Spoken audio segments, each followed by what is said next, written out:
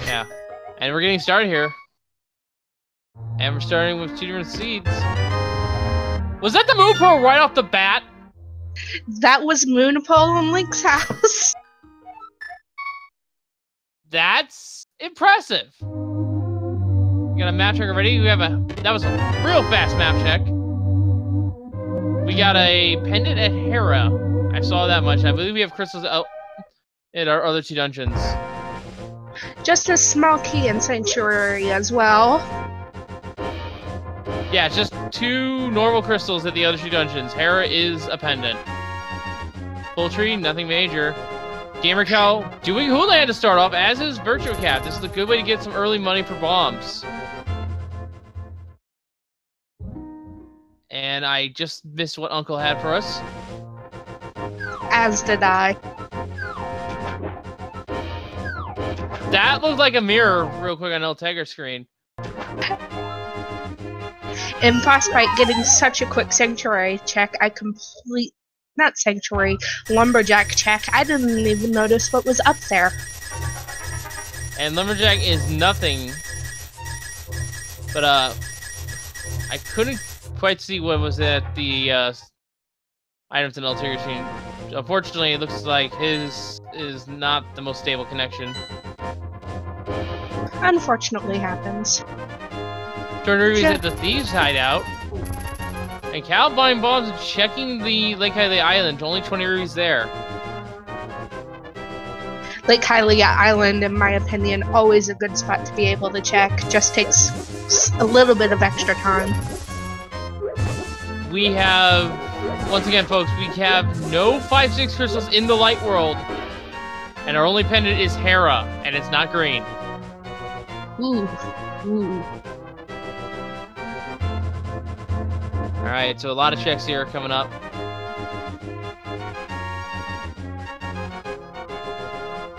Bombs. The bow for Gamer Cow. Race game didn't look like it was anything interesting. Makes Eastern Palace definitely a quick crystal, especially if you're capable of doing the dark room. Only a couple of heart containers in the back of Blind's basement. And it looks like indeed Gamer Cow is going straight towards Eastern. Well, you got a bow, you might as well clear it. It's also crystal.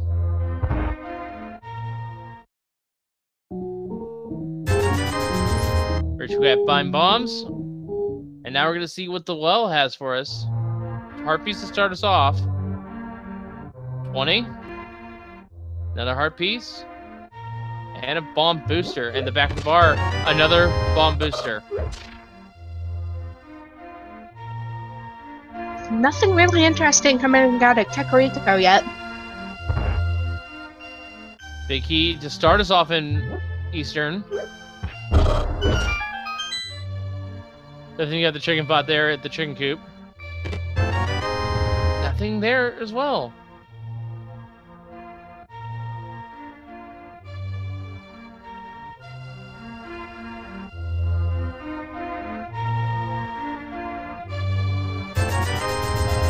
And that is a rip-off merchandise. Saw it. 100 rupees for 20.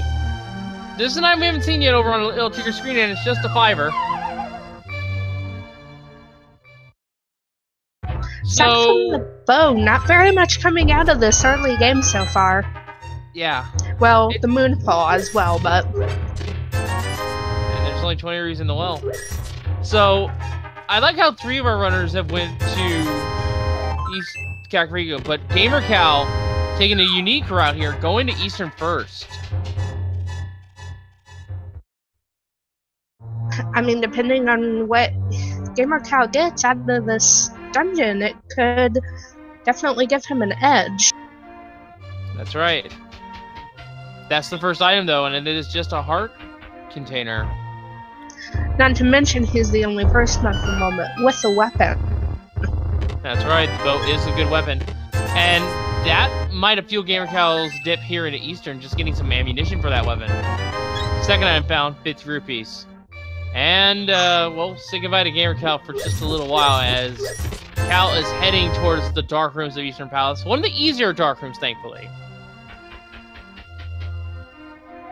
But yeah, can't see anything in there without the lamp. And so whatever item will be at the Vanilla Bee Key that Cal's going for will actually be out of logic. Very true. It's useful to be able to go out of logic like that, though. It can, you know... For all we know, there are gloves back there. It could be another weapon. Are we gonna see damage boost? No, we're not. Oh yeah, we are. Just doing it the other way. It's just the map. Almost has the last item. And Cal is not saving quitting. Cal is going straight to the back. Might as well. Why don't double dip dungeons if you have to. And I just missed the mushroom item on Virtual Cats, and I don't think we've seen that. Or at least we did, but we missed it. I completely missed it as well. I'm sure 2 trackers can help us out, which, by the way, for those wondering, Storm Technico and Demon's Druid. Shout outs to them real quick as we can move on with this. We're going to see what items Uncle had. We'll get a much clearer view of these now.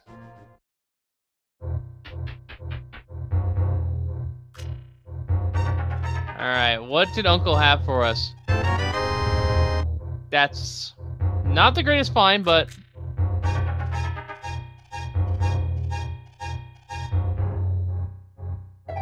Okay, it was a piece of heart is what I saw there. It's there. At, escape.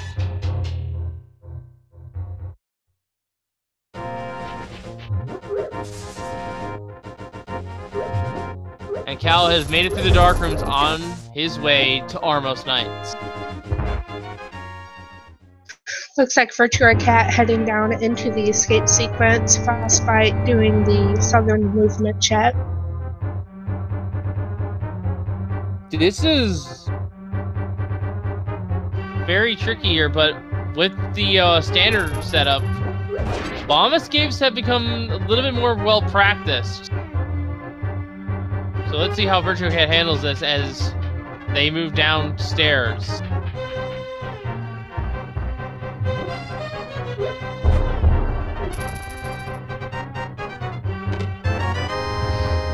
Well, okay, Cal is in full sequence here. This item is in logic now that we know that the lamp's in play.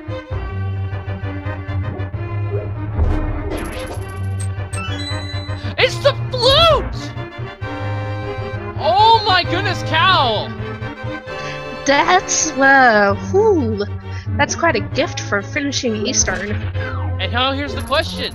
When will the other 3 of our featured 4 go to Eastern Palace area? Because that's where the bow is. That is a huge advantage for Cal. Oh, speaking of which, Yell Tigger's about to get the bow. Green Pendant in Thieves Town. Oh, we had a green pendant check? Cool. Yep. Alright. The boomerang chest. Just a map for us today. Pegasus boots coming out of Mini Milderum Cave. Gotta go fast. Always a great find to see those. So, early lamp, early boots, even though we know Lumberjack is nothing. We don't have a sword yet. But No, that bow and bombs are only weapons still at the moment. But with the flute, we now have access to the mountain.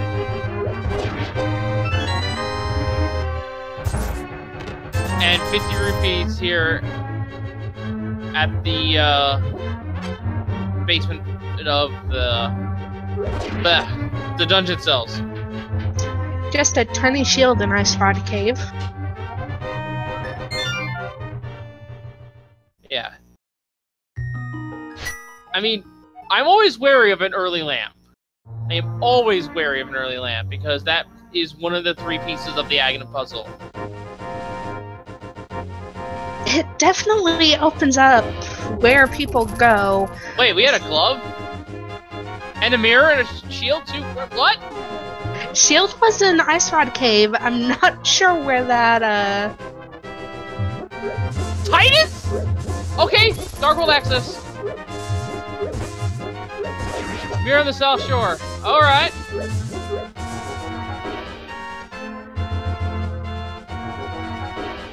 Yeah, Titan's meant for Frostbite. Only person that's made that South Shore check yet. Wonder if that means they're gonna skip Eastern Palace area though. Might not be there for a while. That's absolutely a possibility. Healthiest side escape room I've seen. Well, combined with everything we have now, there's only one way Aghanim is alive, and it is not the most common of instances. And that is, of course, Hammer and Pyramid Fairy. And we need to see a Dark World map check before we can even consider that an option.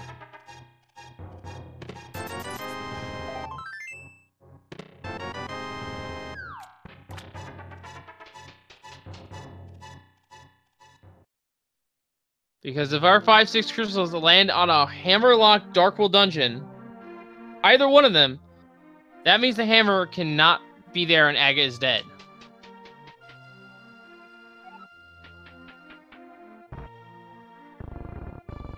Ah, that is correct. There is no way to access Starva at, well, the flippers as well. So that too could be our Dark World access.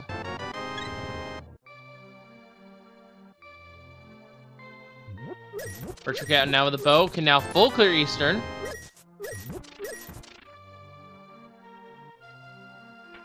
Looks like to me everyone's generally making the same play. Get the bow, go to Eastern. Yeah, and this is smart when you have open mode seeds. You want to check the early locations. And that is simply because you might, if you follow the logic too soon, you might miss something important that the game expects you to have. Oh yeah. But right now, given everything we have, it seems to be get the crystal out of Eastern, get the fluid online, start exploring Dark World. Yeah. Of course, everyone else except for Frostbite have not made that yet. So they don't have the Titan's mitts. No, but that will be the next place to check because, well, quite simply, there's not much else to check. You have the 2 items on Death Mountain that you can get. I just realized we have access to Tower Hera. Yes. And something I tend to do with early food is check Agina, but we're probably not going to see Agina for a long time. See, Agina's just one of those caves I don't like checking unless I have to. Actually, wait a minute. We have access to Desert Palace. And we can full clear it. That we do. We have the lamp for our fire source to get the land molas. We have the bow as a weapon to kill land molas. And in terms of our access, we have the flute, the mirror, and the Titan's mitts. It's true. Virtual Cat's the only person that's checked escape yet today.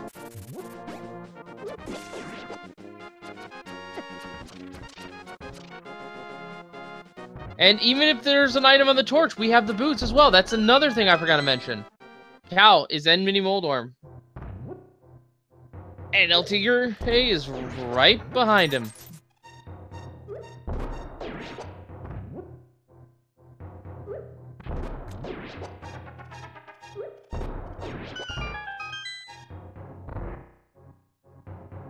There's our boots. 20. Our container, so the mirror was on this left part. There it is. And there's our first glove. Yeah, this Mini Moldorm cave was stacked. Petition to briefly rename Mini Moldorm Cave to Temporary Hype Cave. I always nicknamed it the Light World Hype Cave, so it still has that moniker as far as I'm concerned.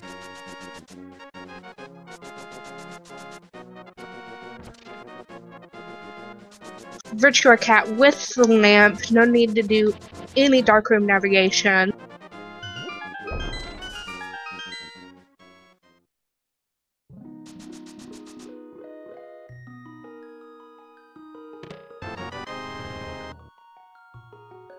And a little bit of speed boost there for Frostbite. Is Frostbite gambling the back to the big key chest? Quite possibly. Well, we know this is going to work out for them if this is the case. And we're seeing Gamer Cow dashing across the water. Yeah, who needs flippers? Not any of these racers. Yeah, Link to the Past is a well-coded game if you're not aware. Extremely well-coded. I mean, you want to see how well-coded it is? I believe we have an Overworld Glitches tournament going on. Do we not? I think so? Well, it's gonna. If it's not now, then it will be soon. Just $20 at Hobo. Yep, and we're seeing Virtua Cat and Frostbite in the same room, clearing out the same enemies.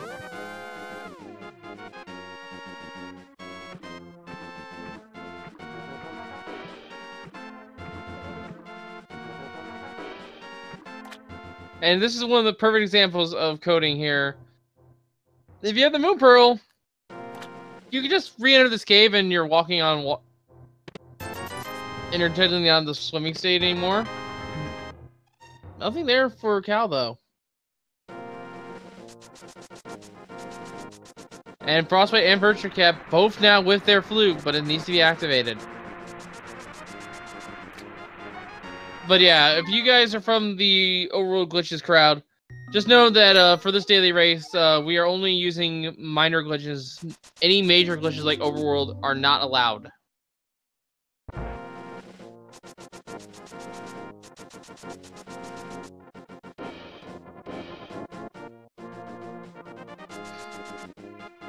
And even then, I don't think, well, actually, Gamer House here's about to get their Titans mitts.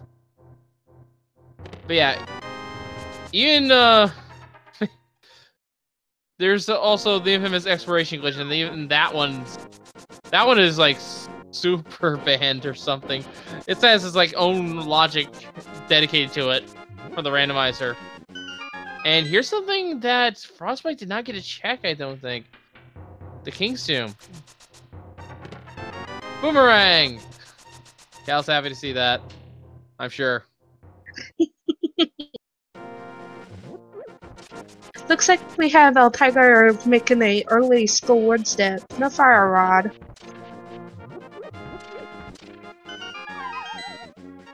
And we are seeing our first dip in Dark World here. If there was a map check, I did not see it. I didn't either.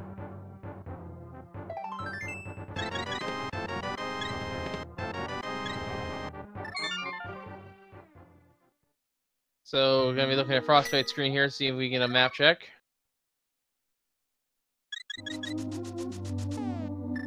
As we see El Tigre going through Skullwoods here, looking for some early items.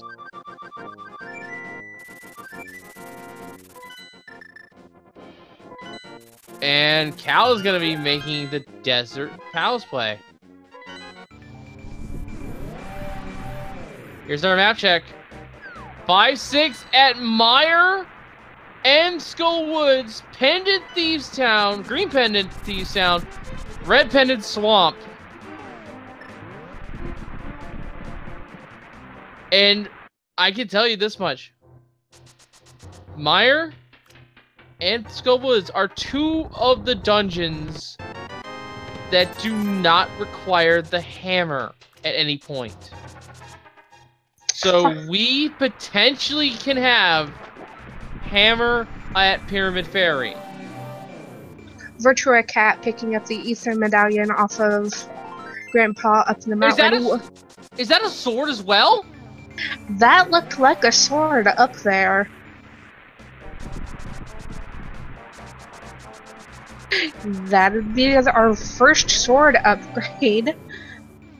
Virtua Cat, however, did not clear South Shore. They did not have the mirror yet.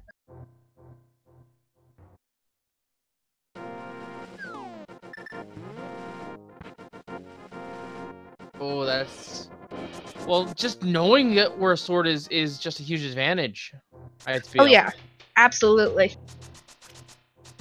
So what is different with the red crystals? The 2 red crystals are the 5 and 6 crystals, and those 2 are coded in a special way. Those 2 specifically unlock what we call the super bomb. And we need that to open up a very special cracked wall on the pyramid, which contains 2 items. In vanilla, you can get the golden sword and the silver arrows. We nickname the sword Butter Sword. But in randomizer, it can have just 2 chests. And in this case, because those 2 dungeons are not hammer locked, we could have our hammer. And it looks like Gamer Cow picked up the a sword up, his first sword out of the King's Tomb, I believe.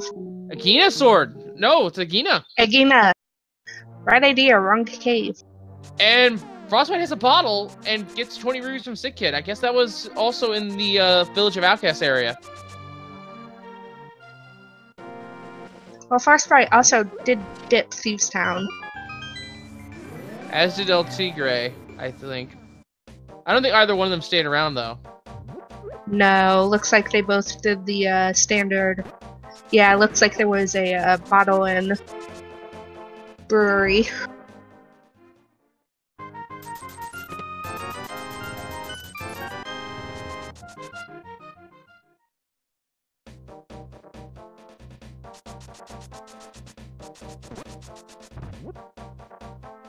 Alright, Diggy, what do you got for us today?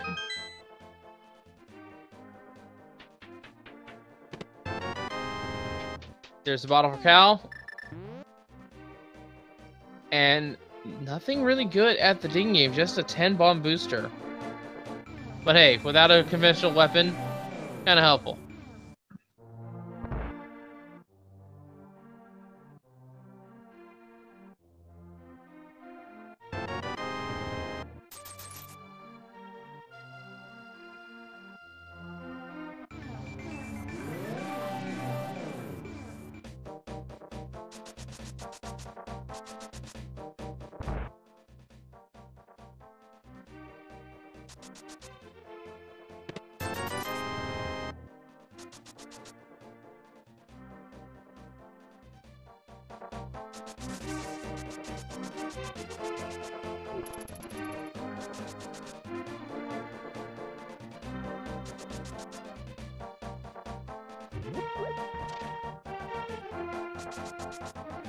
Alright, looks like Blacksmith didn't have anything much for us right now, but now we have that Pearl Cyst available.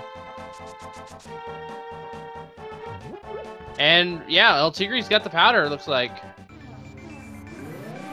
Not sure where they picked that up. Looks like it was in T-Sound. Which means Frostbite also has it. Yep.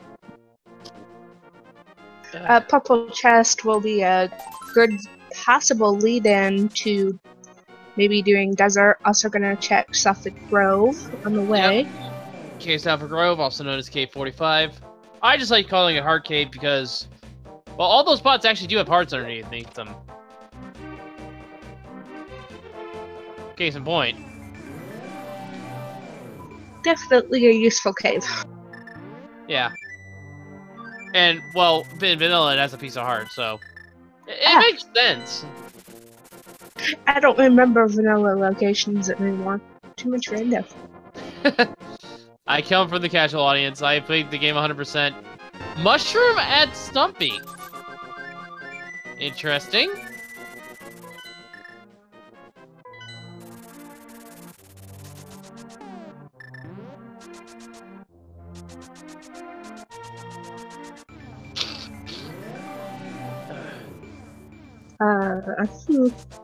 No Cadus Samaria, so they can't do the fake powder glitch. Not that they need to, they have the regular powder. And they can check Match Bad if they haven't done so yet.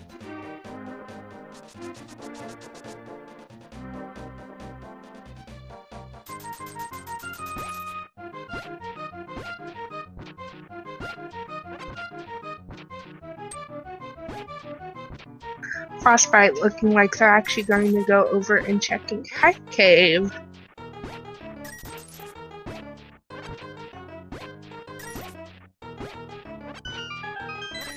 It is Pendant Swamp. Red Pendant Swamp. So, hopefully our trackers caught that one.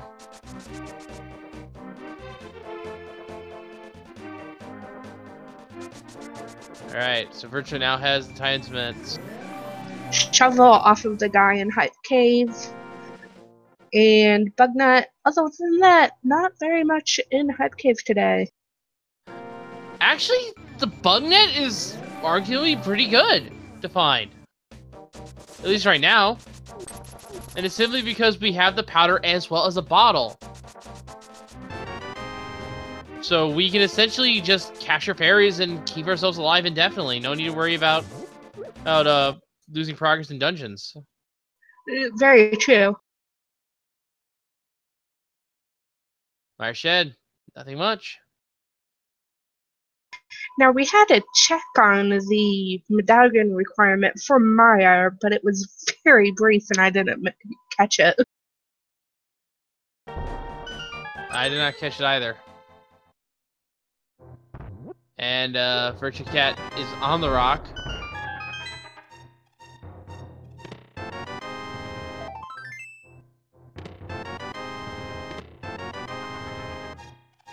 Sounds like Cal just checked Type Cave. It looks like their screen was frozen. Ooh, Bombo suffers from mushroom. Oh, that's an explosive find. Hey.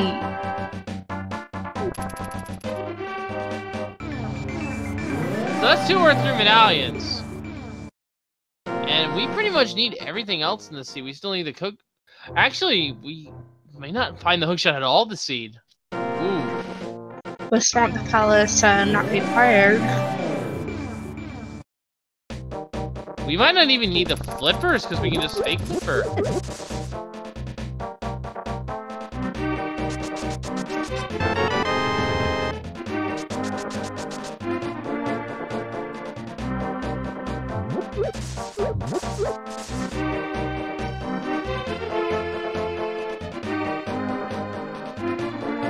Alright, let's see what the medallion knows from Ether is. I'm going to pay attention to this. Was already checked. I missed it. Ugh.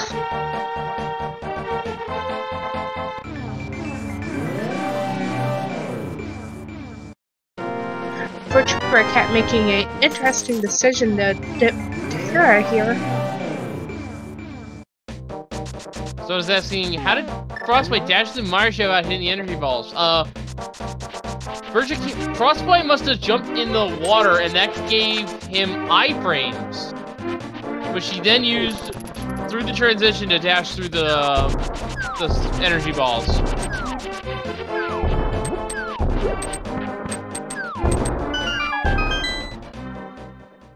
Hookshot in the main hub room in Tower of Hera.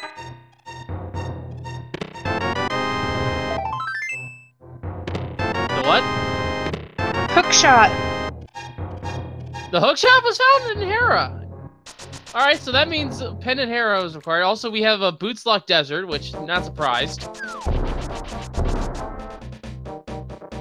Hookshot being used now to great effect. Virtua Cat will be the first one to check Paradox Cave.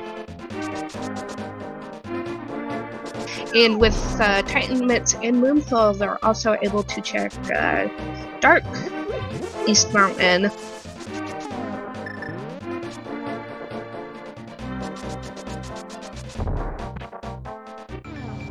And alright, what does right side of Desert have for us here on Frostbite's end? Compass.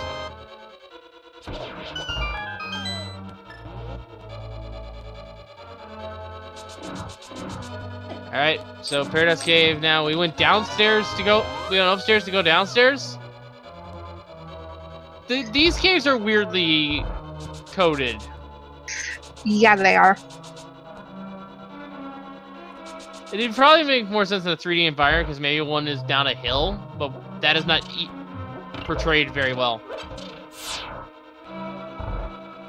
Oh boy, the Cane of Samaria has been found by Virtua Cat in Paradox Cave.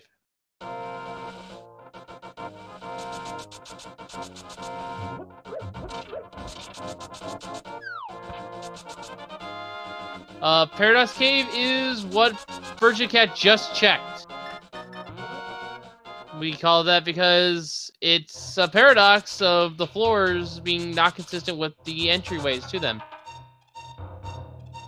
Virtual Cat trying to get this bomb jump.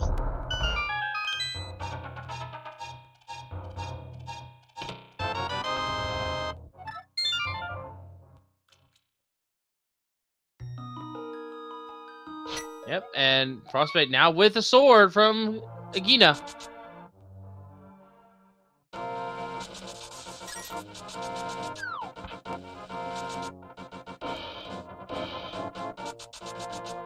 And Frostbite looks to be checking the escape area, as is El Tigre.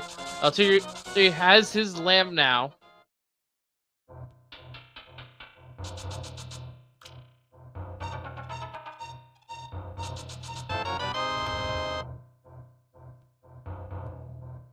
Floating island looks like to be just arrows.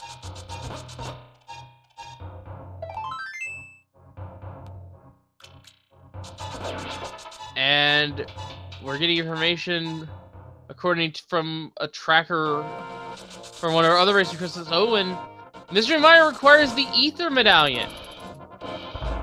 Interesting, which Virtual Cat already has that.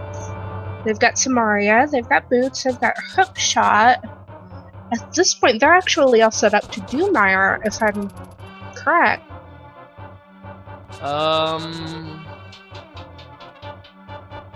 Yeah, they are, but at the same time, I don't think Mire is a good play.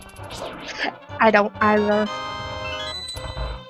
Mainly, and it's mainly just because of Vitreous. We do at least have a Master Sword available to us. We know that much from combining the Paradox, or not the Spectacle Rock sword with Agina's sword. But Master Sword, or Cold Stare is, or Vitreous rather, not a fun fight. Oh, not at all. And we are seeing a catfish check here on GamerCal. Oh, does that Smugfish have for us today? Nothing major. So, are we gonna be single scammed or double scammed? Time to go see King Zora. Virtual Cat picking up Fire Rod out of a Super Bunny chest. Fire Rod is on the mountain. Well, now, depending on the medallion for Turtle Rock, we can go in there. Nope, I stand corrected. I almost forgot, we don't have the hammer.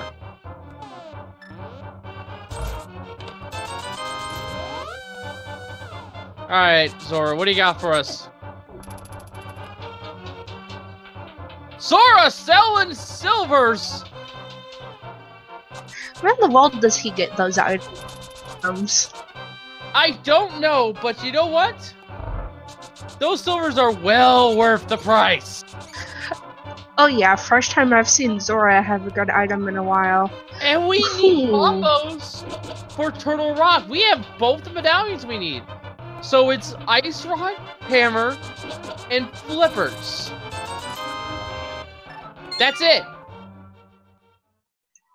Interesting. And I want to point out, with those silvers now in GamerCal's hands, I would absolutely go into Ice Palace. Knowing all that we know.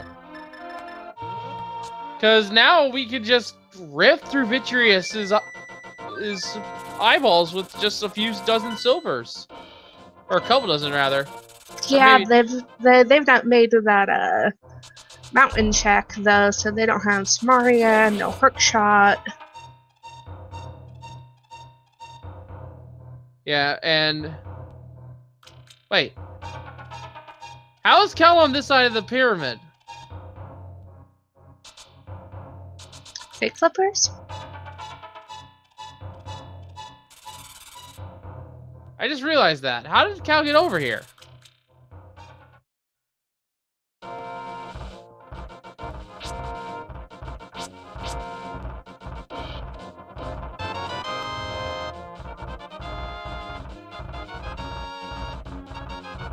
Oh, our chat's telling us that Cal did another water walk. All right.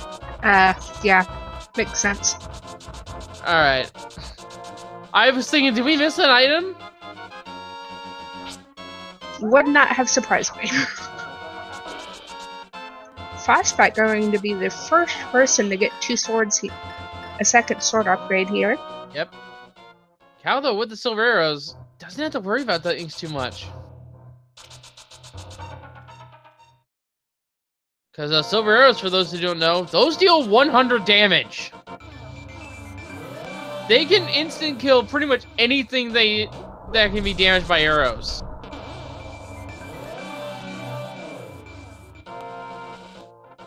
Pitchers, though, he's a big boy. He's got 128 HP.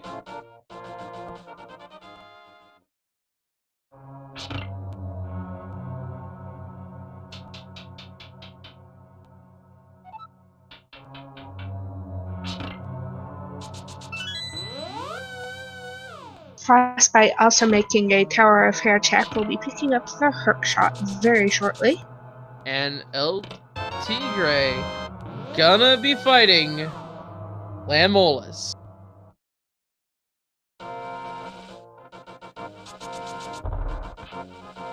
With Fighter Sword. Bombs. Ooh. Doesn't even have a sword.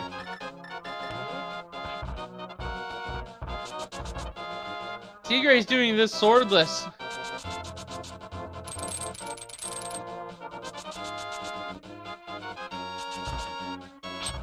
And Frostbite without a fire source has to bail on Hera. But it did at least pick up the hook shot.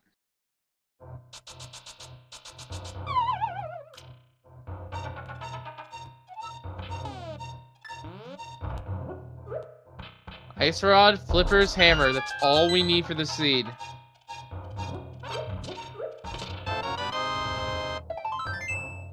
And of course with Fire Rod, Lamolas definitely an easier fight.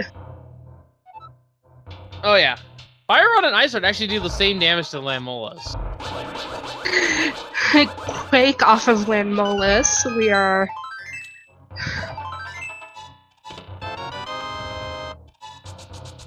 I mean, they are kind of digging to the earth. Wouldn't they make earthquakes normally? Fair point. Of course, Lamolas not Lamolas, Quake an unnecessary medallion for us at this point. I mean, Quake does have its uses. The penguin enemies in Ice Palace, for example, as long as they're not jumping, you can kill them instantly with Quake. It's a very nice, efficient way to clear them without having to chase them down. I would actually recommend it for the first room. Oh yeah, absolutely.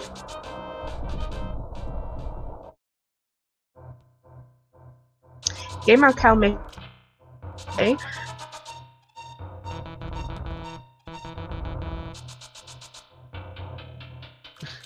And now Tigre gets his first sword. And there's Kiki the Monkey. Cal is going to Palace of Darkness. Which we haven't seen yet, actually. No, not at all. With Fire Rod, though, Frostbite and Virtua Cat both set at this point to be able to go to Skull Lords.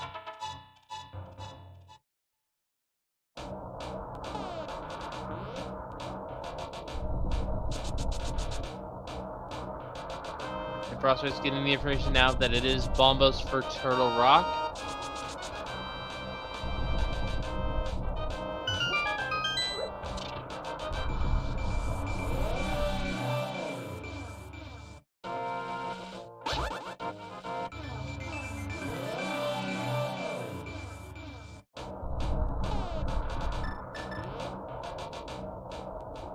Oh yeah. Virtua hasn't been over to see Stumpy, has he? I don't believe he has. Gonna have to do that at some point. I mean, because Bombos is behind our mushroom today.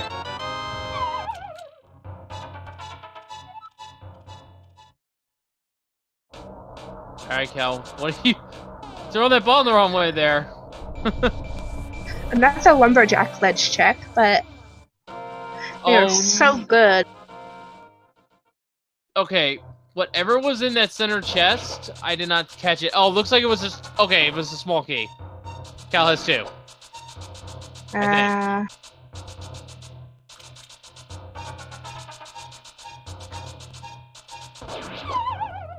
Because I think Cal went straight to... right side.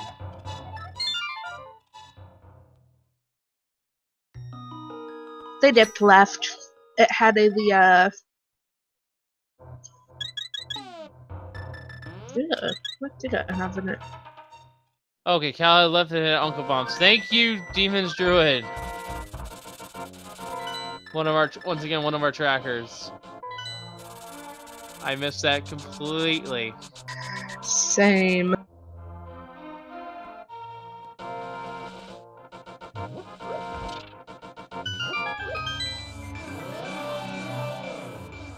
Three people with hookshot. Cal definitely making the biggest divergence in terms of... Cal is trying to avoid the flippers requirements at any cost. Which I don't blame him. No one likes this. And is this a... Yep, hammer yump. Or a bottle. Not bad. Not bad at all. Also included in the Dark Maze is 300 rupees.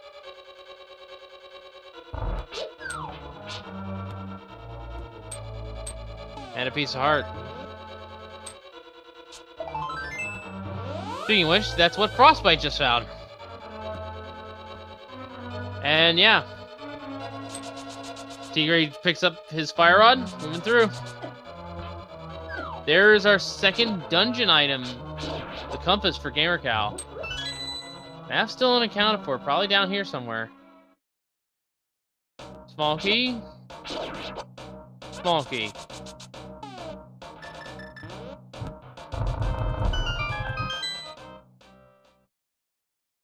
So that means there's something in here.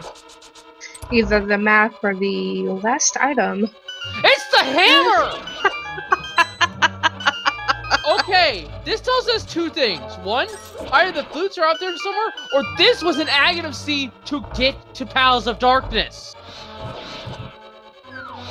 And if it's the latter, Cal just made a huge play.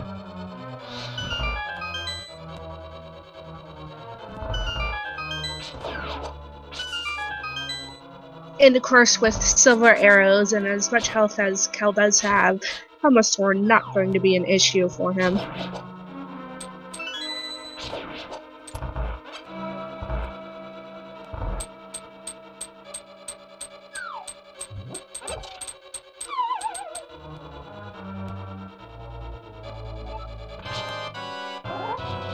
And yes, I want to remind everyone, Cal is in a sequence break right now. Does not have the flippers, just found that hammer. Cal water walked over to east side of Dark World. None of our other featured runners, and yeah, moth fight going on right now. An excellently done moth fight, actually. Yep, all for the map. And a 5-6. Moth being one of the trickier fights. Looks like Frostbite did get a little banged up, but that's just the nature of this fight. Those spikes hurt a lot. And that damage can build up fast. Oh yeah, absolutely. There's the powder now for Virtua Cat. So, where do you think our flippers are? I mean, Misery Mire is technically doable, and it is the other 5-6 crystal. Yeah, but... Which would mean that they would have to do Aga to go do Pod to get the hammer to be able to go do Fat Fairy.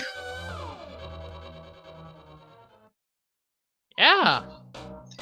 Which would be a really interesting sequence. Yeah, this might be an... one of those other instances of ag of this. Just you have Dark World access, but no access to the east side.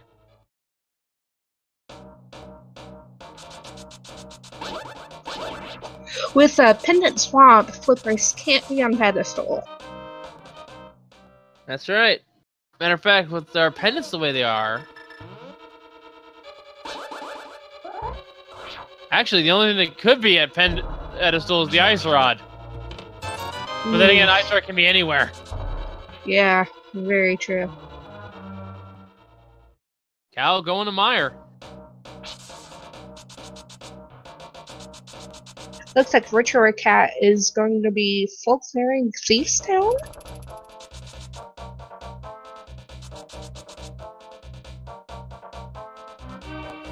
Might be thinking the green pendant leads to flippers, which it actually can.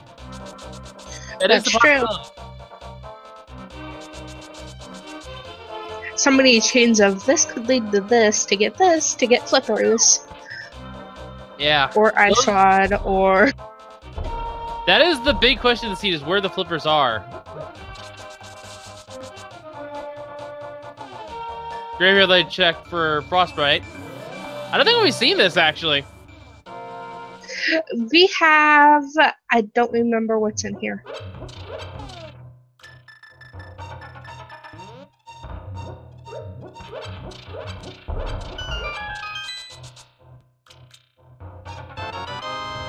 Oh, it's just money. Alright. So, where could our flippers be that I would want to see them in? That's what I want to ask right now. Ooh.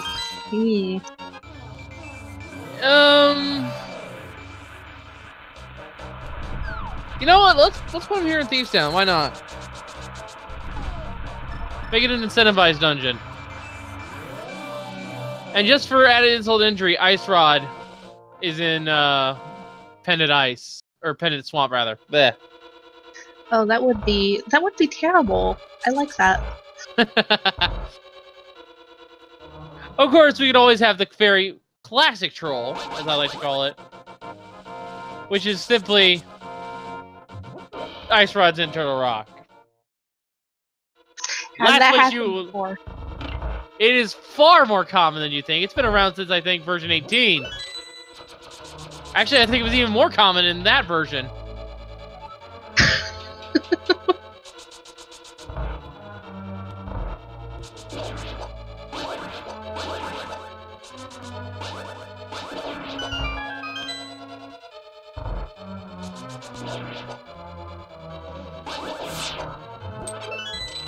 Alright, here we go, the blind fight. This is actually scripted, if you can believe it. And it looks like Virtua is off script at this point. But does have the fire shield, so can protect himself. Mostly.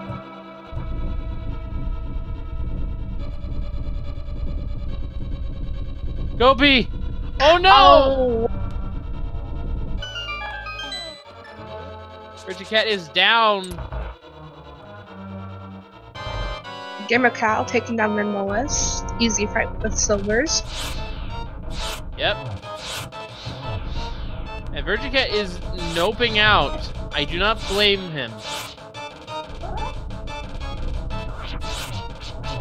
That fight, the refight against Blind now is completely off script. And would be very dangerous. Oh yeah. Now, if Virtual Cat had the hammer, there is a potion shop or generic shop in town that you can get to with the hammer, where you can buy a red potion to stock up. But choosing to nope out, leaving the boss for later. Not necessarily a bad idea. Even with this much health and red shield, things can hit like trucks. Oh yeah.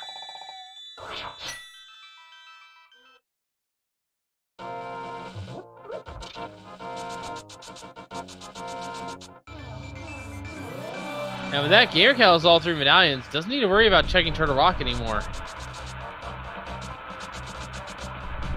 And are we gonna see Are we gonna see it from LT Gray? Come on, you're featured.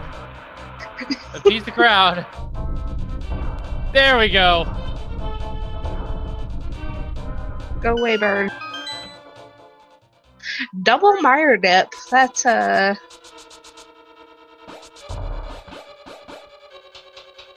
interesting on their ends. Especially with no hammer, can't do anything with a big bomb yet. That's correct. Hammer being, of course, in Palace of Darkness. Gamer Cal doing some water walk tricks to get over there without the flippers. There is a strong possibility that this is an Aghanim Seed. And Cal has dodged a bullet. Ooh! Virtual Cat getting grabbed there. Has to go back to start. Cal now with the hook shot out of Hera. And choosing to continue onward. No one has done this. There is still that second item in Hera. This could be big if it was actually flippers this whole time. Ooh, that would be, especially when you have to do tile room. You don't want to have to do tile room. There's our flippers and Meyer! Okay, Aghanim was not required in this scene. Agus dead.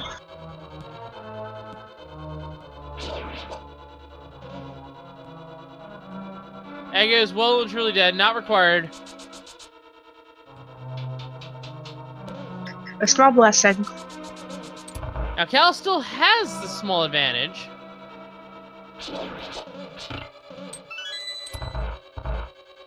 Simply because Cal, once Cal eventually goes to Misery Mire and to Skullwoods, can immediately go get the big bomb, whereas Frostbite and LT Gray will have to go to Pod first.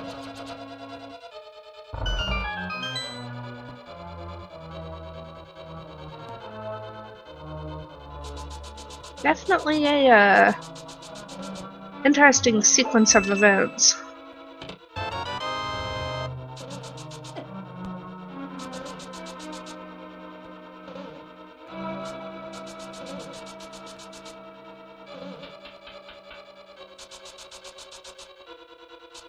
Now Sugar is saving the key.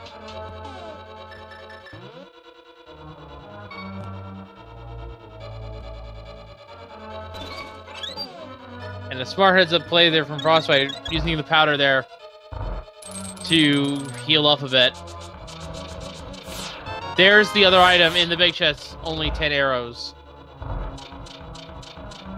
And the Ice Swap is in the Tower of Hera big chest!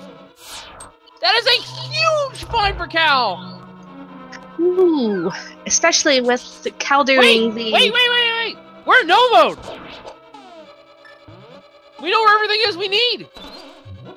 Ooh, well, we know where everything is they need. And Cal will be running into the Fire Rod and Cadence of Mario soon. And given Swamp is...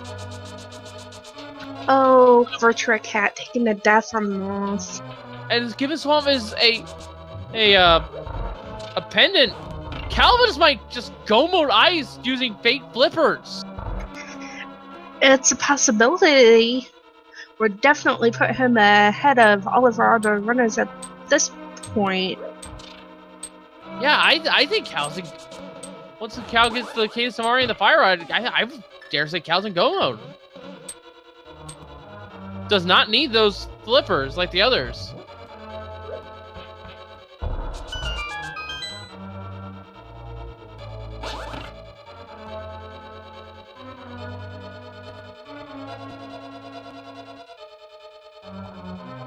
He is a dungeon behind, but he has the Ice Rod. So, unlike everyone else, he's still not going to be looking for it. Yeah, when will the other runners who have dipped Terra over Hera, I might add, all three of them, when will they go back to get that Ice Rod? I don't think one of the runners had a choice. They didn't have a fire source, at the very least. I believe so. But yeah,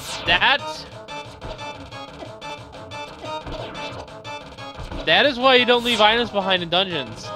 Tarahera, even though it is just a simple pendant, super required to see both items. Very important to this run. Where is Fire Rod? Right here in Tsuroni Cave. Virtua Cat going back into School Words, still trying to get to Malfula here.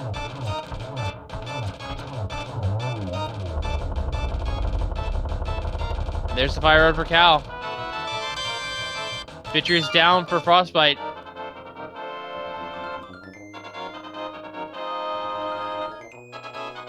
Cal will be checking Hookshot Cave and be grabbing the Cane of Samaria. Samaria. Actually, in East Death Mountain. I'm trying to remember what came out of Hookshot Cave. I think it was in here. It was this chest. Or was it the first one? Yeah, he got it.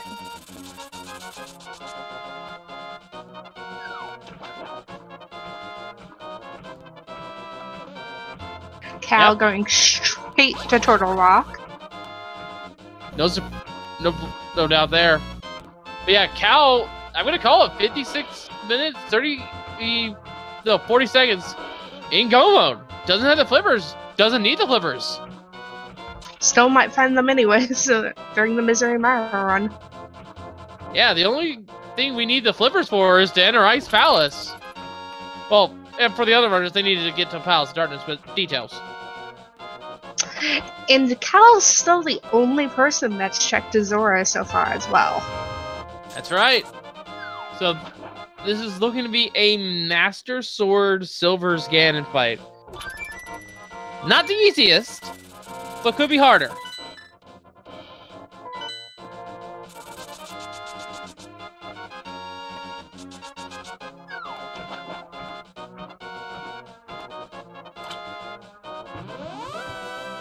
And for those wondering where the hammer was, it's in the harmless hellway of Palace of Darkness. Virtua Cat slashing at the entrance to the final part of School Woods. Not happy with that moth. I don't blame him.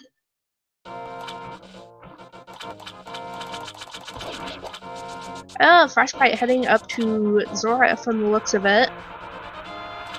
And there's not really a difference between Gomo, Turtle Rock, and, well, Full Clear Turtle Rock. Because you can need most of these chests anyway. Because of the small keys, yeah. So if Cal finds a sword along the way, Cal will be in pretty much really great shape. Oh yeah. The lack of the last shield upgrade and no mail definitely, but with all the hearts does make this a little bit of a risky seed, but...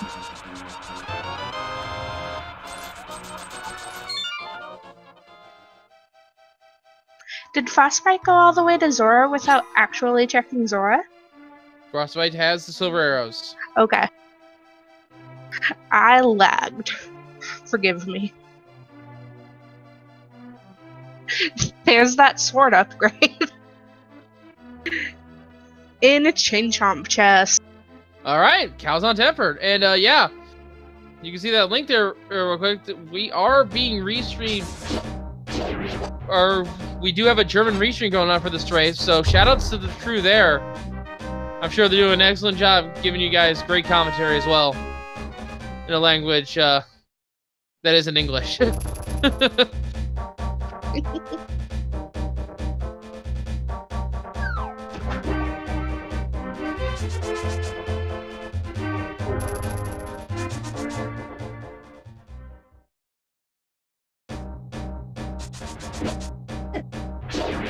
And Cal the Mushroom.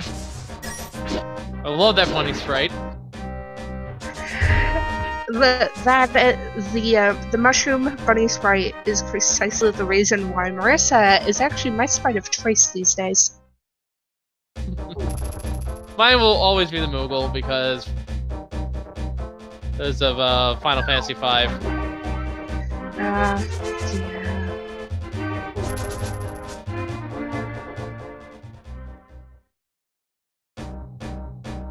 Kind of struggling with my Fiesta run Fiesta run currently, actually. Ooh, I completely forgot about that. But yeah, anyway, Cal is looking to take the safety door here, which will in turn check the big chest. And Mimic Cave as well, if he feels like it. No, no Mimic Cave. Doesn't need Mimic Cave. Small key in the big chest.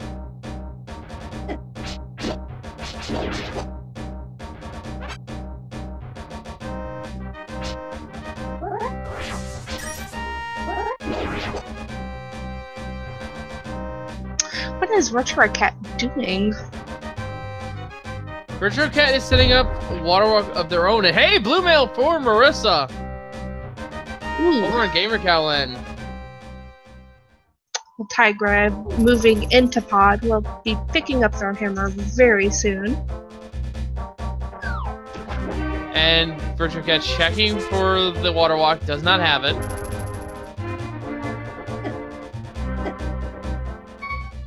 Even though Cal is in go mode, finding all of the extra necessities of this run, probably feels super comfortable now with Ganon. Oh yeah.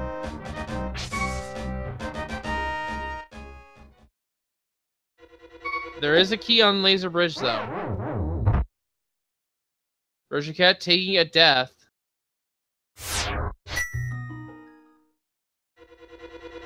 And Virtual Cat is setting up the water walk that Cal did. Using Skull Woods is a very common way to set it up. There's a small key in the third chest of the Laser Bridge. Looks like they're going to be skipping the very last chest there. Moving on. For those wondering what's the room past Laser Bridge is, it's actually an emergency exit in order to get out of the dungeon.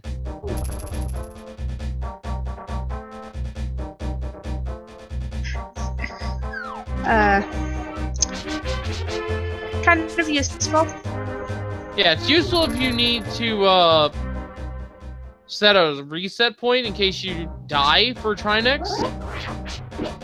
But if you're Cal, I pretty much assume that, yeah, you're comfortable fighting Trinex. Excellent work on the Firehead side of Trinex there. Ice side as well. Yes, now if Cal times this right, Cal can get a double spin off of Trinex as he's coming out. I just need one more slash. Beautiful Trinex fight. Yeah, Trinex was a little too low to get the bounce back, so Cal did a backup. And Cal with the next crystal, so we only need to get the crystals for the 5-6 as well as the Ice Palace. So Cal goes to Meyer first. Cal will be actually in a true go mode. He'll just have to see what he opts to do here.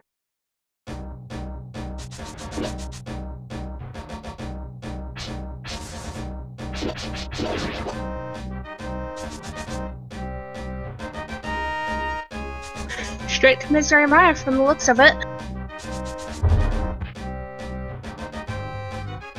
And someone is asking about the water walk setup. First, not every runner might know all the tricks associated with it. And there's the hammer El Tigre.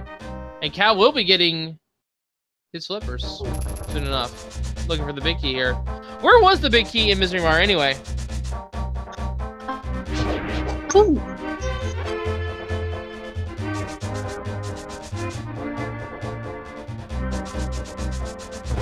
It looks like Virtua does have it.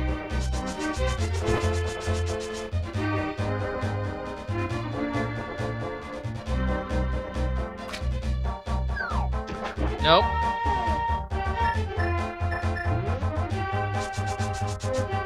Virtua is wasting a good amount of time trying to get this set up.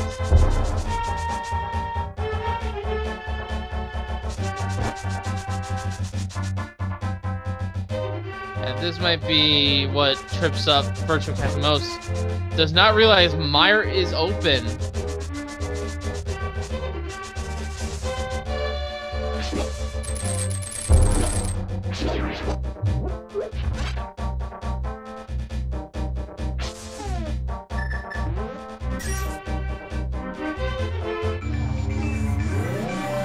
And Cal has his flippers. Knows that where his gamble, his secrets ranking was somewhat rewarded. Oh yeah, definitely. But now I also feel behind because what if someone going into Mire first? They've had access to Mire since roughly the beginning of the game. And that was a very easy flippers to reach.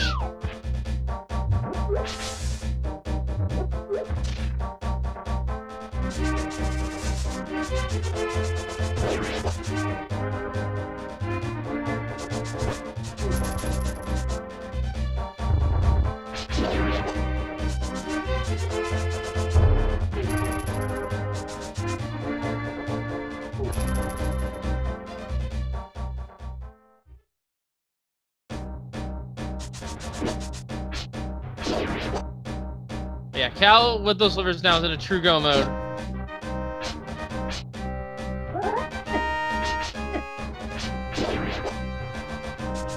Yeah, Cal has to be feeling good, but if someone made the early play to flippers and then went straight to pod, Cal could have a competition. Not in the feature 4, but keep in mind, this is actually a free-for-all race with over, what I want to say, 20 participants? So someone might have went to Mire and got those flippers, just not necessarily on these, just not necessarily in the feature 4. And we do not have any finishers yet, no.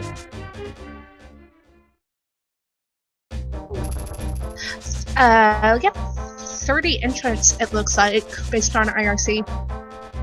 Oh, I was snowballing it.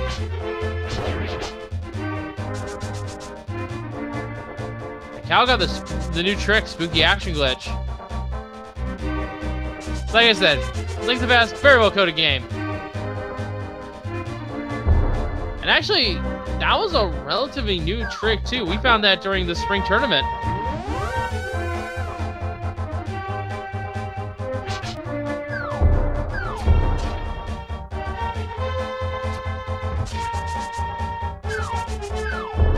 Frostbite picking up some safety money here. Oh, Cat got the water walk. Almost. Those got soft locked. Ooh.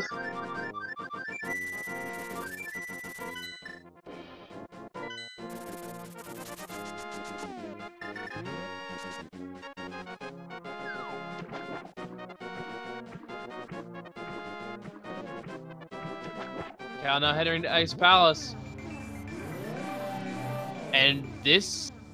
Is this Cal's last crystal? I didn't Looks like it. I didn't see Cal fight them off, did you? An excellent point.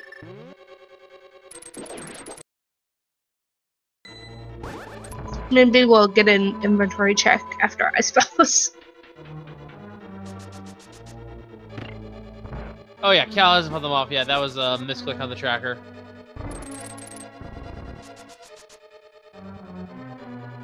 Not quite there yet. Still, Skullwoods, Mafia, not exactly a hard fight with.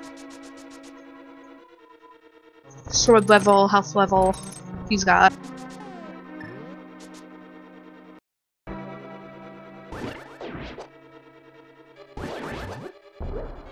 Seeing us a little bit of hype for our current tournament semifinals that can be having fairly soon.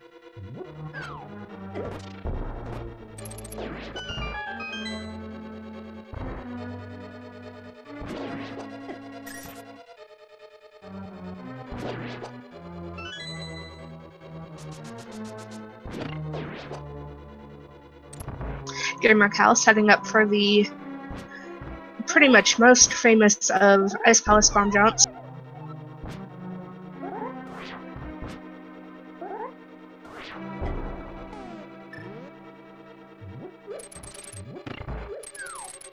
Alright, so we're also seeing El Tigre in ice. And just a big key of the first chest, so... Calicor's not caring. Oh, misses the strike in the Penguin Bowling Room, as I like to call it.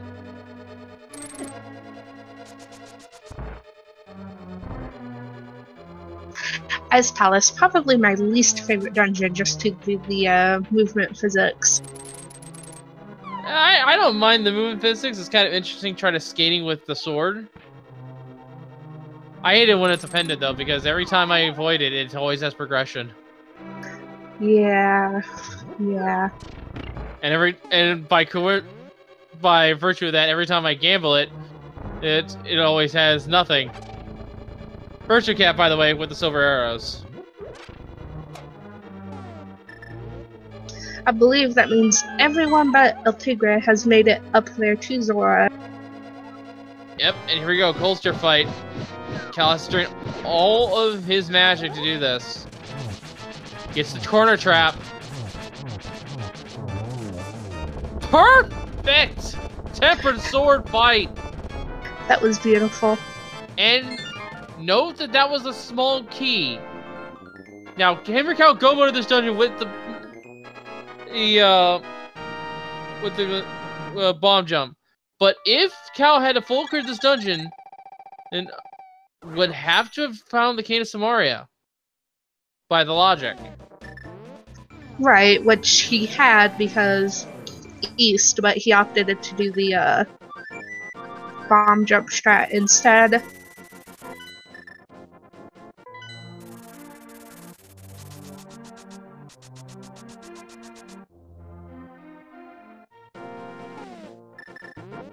Alright, Cal is moving on to the Moth, and that will be Crystal 7 once we get it.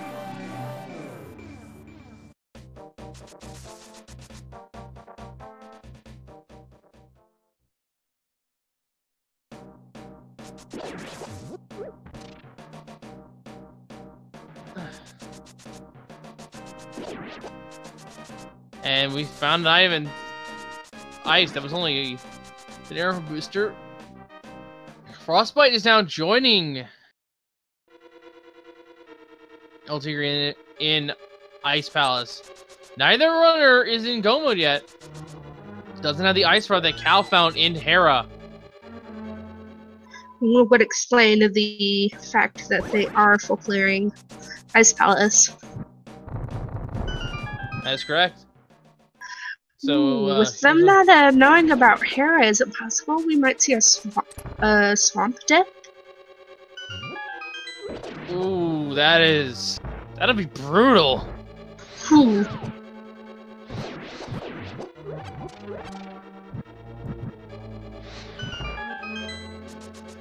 Alright, Persia Cat about to pick up my hammer. The last of our feature 4 to do so. Also the last of our feature 4 to actually have the flip. Will actually have the flippers. Is Cal gonna be able to do this?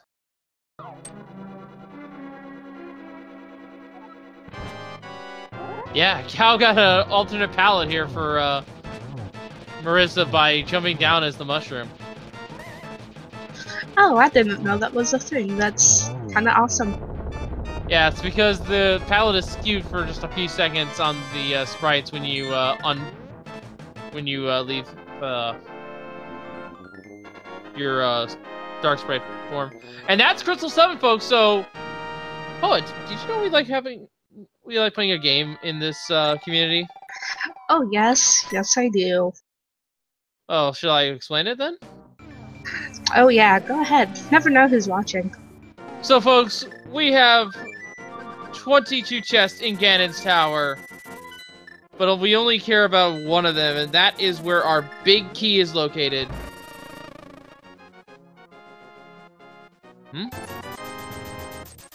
Give us a number in chat. Give us a number in chat. We're just playing this for fun, so no bots, no leaderboards, no nothing. What's your guess? My guess? This seed has been kind of middle of the road. Needs to throw a curveball at the end. I'm gonna say it's a later chest. I'm gonna say it's chest 17. We're on the same wavelength. I'm thinking just 18.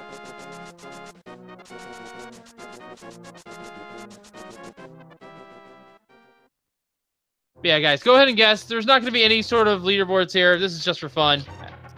Like I said.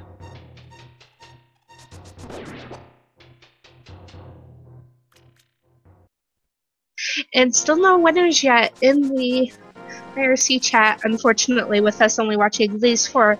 No idea where any of our other racers are at this point. We do not, and with the field of 30, including one of our other semifinalists, Christos Owen.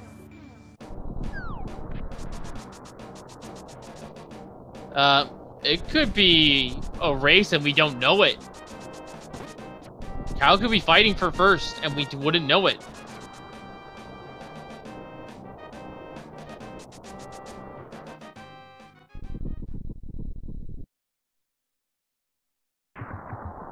Well, with that, the barrier is destroyed in Gans Tower.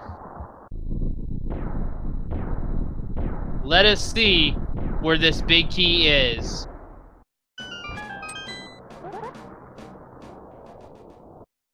Oh dear, it looks like LT Gray is making that play into Swamp Palace. That is unfortunate.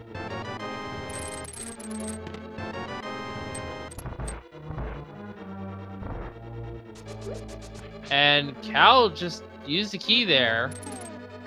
Has not got the big key yet, so location 3. Interesting that Cal chose to open that door. I don't see a lot of people do that these days. Alright, just 4. The cape, very nice to have. Cal did get a 3rd bottle, looks like. That was an item 2. Just 7-0 there. I missed what was the first chest in Gans Tower, though.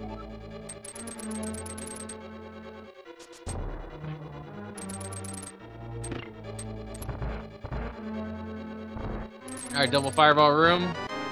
Another small key. There's only 4 in chests, so once you find them, we know the rest are items or dungeon items.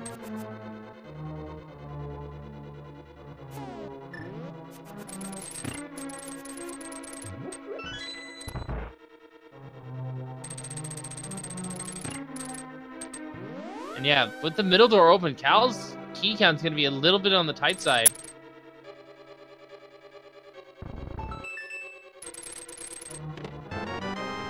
But there's yet another small key. LT Gray making the way through Swamp Palace, which, as we know, isn't unfortunately not required. Yep, and Frostbite has defeated Cold Stare in the meantime. 10, 11, 12, 13! Big key! You know what?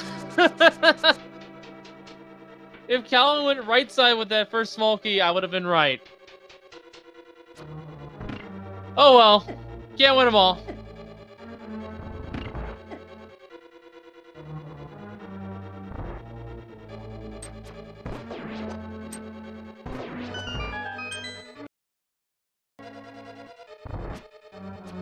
So, I don't know who guessed 13 first there in chat, but if you guessed first, congratulations.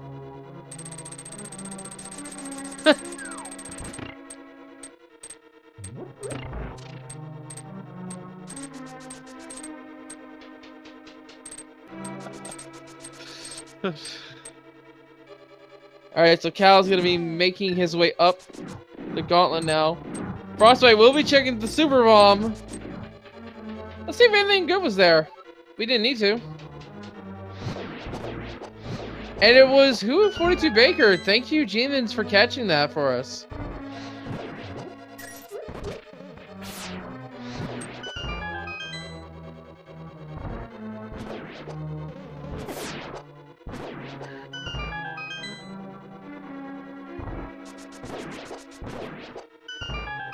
And Cal having a very nice gauntlet set of enemies.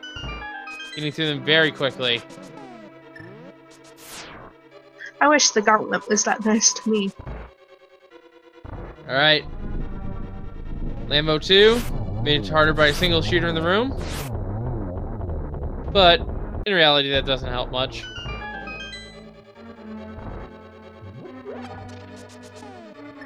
Swamp not paying out, as we know it wouldn't from ALTTP. It didn't even find sword or a mail upgrade to make it worthwhile.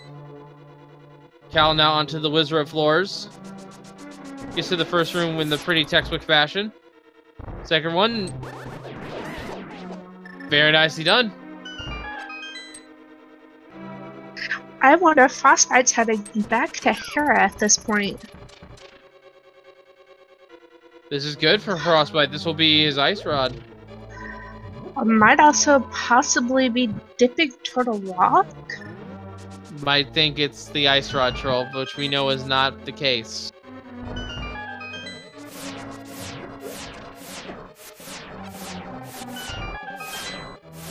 But yeah, for those of you who are wondering, Ether is old man. Old man and Gary on the mountain. Unlocks your war point to the mountain cave and has your Ether medallion. Oh yeah, Frostbite going to Turtle Rock. Flooded chest in swamp, 20 rupees. And the big key. Cal, though, fighting Moldorm 2. We never saw it in Moldorm 1.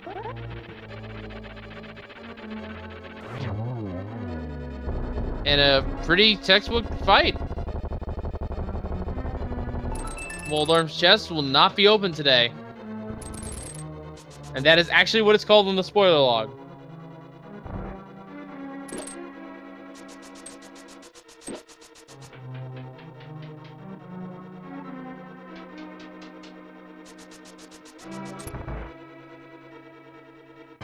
Gamer Cow moving geometry fight.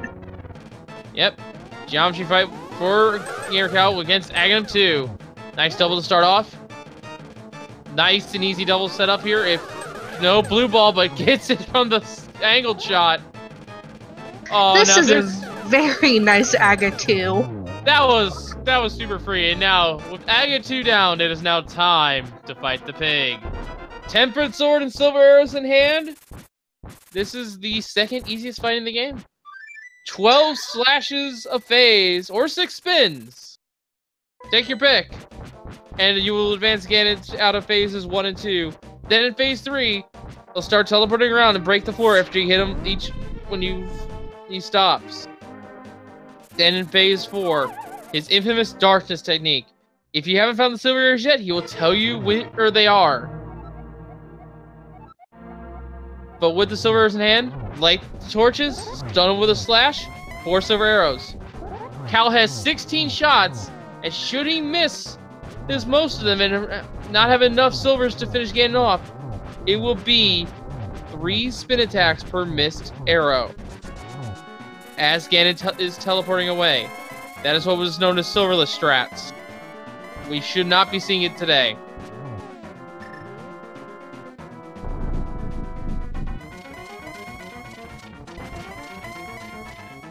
Pegway finishing up Swamp, not going to find the Ice Rod, and they are so desperately looking for.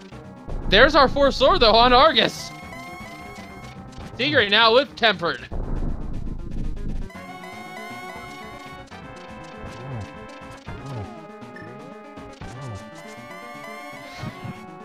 We know they'll find the Butter Sword very easily going through Turtle Rock. Cal has to be careful here. Ooh, that fire red might get him. No, there it goes! Oh!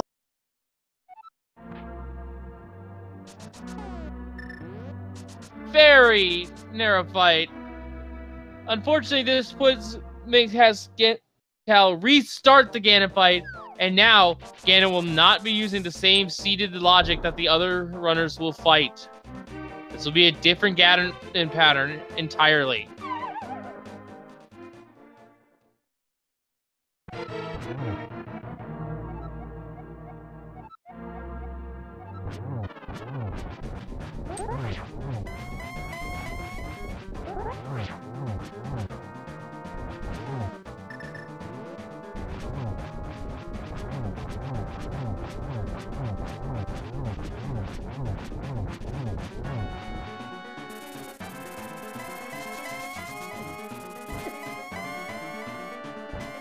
I'm keeping my eyes on IRC like a hawk to see if Cal will finish in first place here.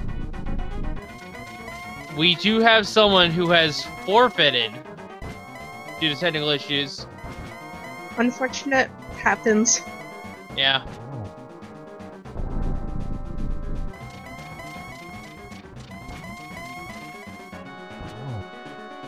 Cal hitting the third shot of phase 3.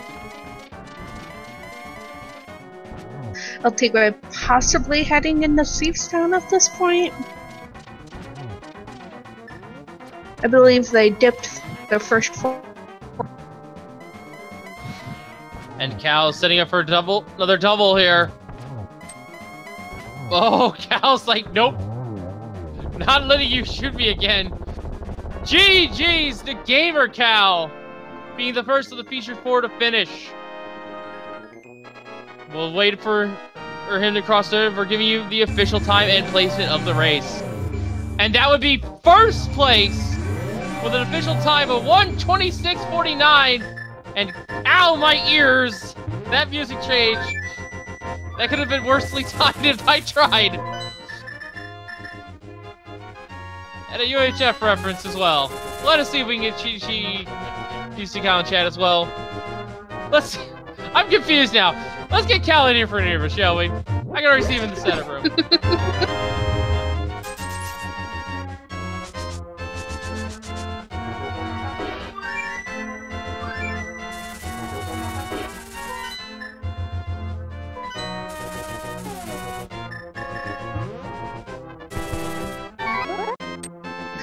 I am desperately hoping El Tigre is going to go to Hera here.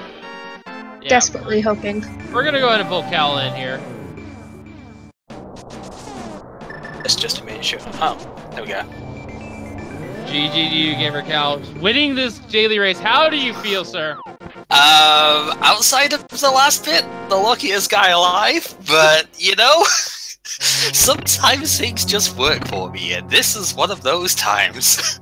You don't know how lucky you were. You were actually the last one to go into Hera, but the first one to decide to go upstairs. Yeah! Yeah! I can imagine that. As a matter of fact, El Tigre is now actually going to get the big key as we speak to get the ice rod upstairs. I can imagine. You've got to go basement in Pendant Hera, and you've already got a thing. It's like, there can't be anything else in here, right? Okay. What were your reaction to finding the hammer and then the flippers, respectively? Oh, okay, so I hammered that chest 3 times because I was like, you cannot be serious. Like, with already having Satchel and Bow, it's like, really? You're really doing this? Okay, whatever, I guess I'm finishing this now. And then I actually burst out laughing finding those flippers, because it's like, okay, so technically Aga could be avoided then in this if you really worked for it. It's like, wow, that is just so hilarious. I mean, those flippers are relatively early on. I was actually worried you would feel behind thinking, what if someone did ice right away for those flippers? No, not at that point. I mean, this was one of those where I went with the Zora, like the Water Walk, and I was like, I got the hammer, one of the things you would need to get over here. There's no way I'm behind in this, surely, because that's dodging Aga to do that, and it's like, yeah, that's... But then I guess Aether, the old man, you could work around it, but it would be a lot less efficient than what I did. El Tigre just now gets the ice run is in go mode, but yeah. This race, you were like the one that was making a lot of the progress in this race. You were the only first one to go to the eastern area.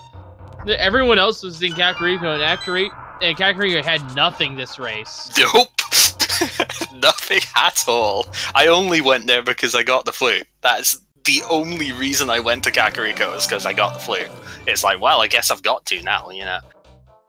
And you didn't actually need to dip Beast Town, which had our one of our shields as well as our magic powder. Yep, I did not fancy going for that at all. I mostly went for Hera because it was in the way of what I was already going to do. That was pretty much the philosophy behind that. It's like, well, Hera, even if it is a pendant, I can full clear it. It's pretty quick regardless, and it's directly on the path to where I want to go. So let's just go ahead and do it. So my question to you is this. Knowing what the hash was for this seed, what was your thought process when you saw the Moonfall location? It was pretty amusing, because we always like to make stories about how the hash relates to the actual seed, even if it turns out to be completely untrue. And it's just funny seeing 3 moon pearls in the seed at the start, and then, you know, moon pearl actually being there right at the start. And bomb was also being required? Right! That was pretty good. That was another thing that came along my whole catfish thing, because I just kind of went ahead and did that. It's like, yeah, you know, turned into mushroom. I was thinking about fake powder, because actually, funnily enough, just before doing this seed, the seed I was playing on stream, fake powder saved me a double dip into pendant TR, so like getting the flippers for go there. It's like fake powder never has anything. There's surely no reason to go for it, right? But yeah, it's funny that fake powder and one seed saves me, and then I don't need to do it at all in this one, and I just don't waste the time. Yeah, and there's not even another finisher to talk about. You just killed it this race. We didn't know where the fourth sword is, actually. Go on. On Argus. Of course. Yeah, I'm not surprised somebody went for Swamp Palace, honestly. Unfortunately, with the other 3 restreamers just single dipping Hera, it looks like they've decided to full clear. At least 2 of them have decided to full clear Swamp as a result. Looking for that ice rod. How many times have I said in the past that if I'm going into something like this, I am going to commit and I am going to get the items out of it, because you never know with these things. Like, just because you get one progress item doesn't necessarily mean another one isn't hiding through there. I wasn't actually expecting the ice rod, but you know, take what you can get. I think in the case of at least one of our feature 4, they didn't have a choice. They didn't have a fire source when they dipped Hera. You know what? That actually doesn't surprise me either, given the lamp was pretty awkward. Lamp was in the escape. Yeah, so it's like you don't really want to go there. You saw I only went for that after doing the water walk to get to Pyramid. So, because I wanted to chain that together, just to try and be a little bit more efficient about it. So, that was another reason I went for the walk. That's why, even though I went to get the silvers from Zora, I stuck with going that side. I'm not just water walking here for catfish and nothing else. I'm gonna stick with the rest of it. Yeah, and you were also rewarded with your Turtle Rock play once you got that ice rod, with the fact you got the Tempered Sword, which will prevent you doing Master Sword strats, as well as getting a Blue Mail, which helped you out on defense, although Ganon did cut at you off guard. Yeah, that was weird. That's one of those situations where, like, I do feel kind of mad at falling, because the reason I fell is because I thought I was already falling off without moving, but I could have just stayed still and it would have been fine. But yeah. I honestly thought the pushback would have knocked me off in the first place, so I was trying to correct for that, but I didn't really need to, so that was a bit of an awkward one. But even at that, it's like, that cost us up 125, which is a little bit annoying, but still, I'm not going to complain at that. I can't complain at that, considering. Yeah. I have no right in this scene. So, what was a lumberjack actually? Because I meant to check that when I did Bumper Cave, and I completely forgot. Forgot to do that. What was there? I don't remember seeing what it was. Alright, well, I guess I'm gonna go investigate then. I might as well, considering.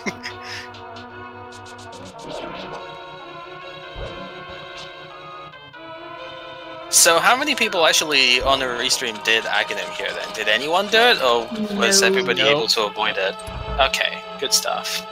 Because that was really close to it, though. Because everyone had access to Mire. Mm-hmm. Because with Lamp, Flute, Titans, and Boots and Mirror available, you can just go into Mire, technically, and just quickly grab the first chest and leave. Get those flippers. Right, yeah.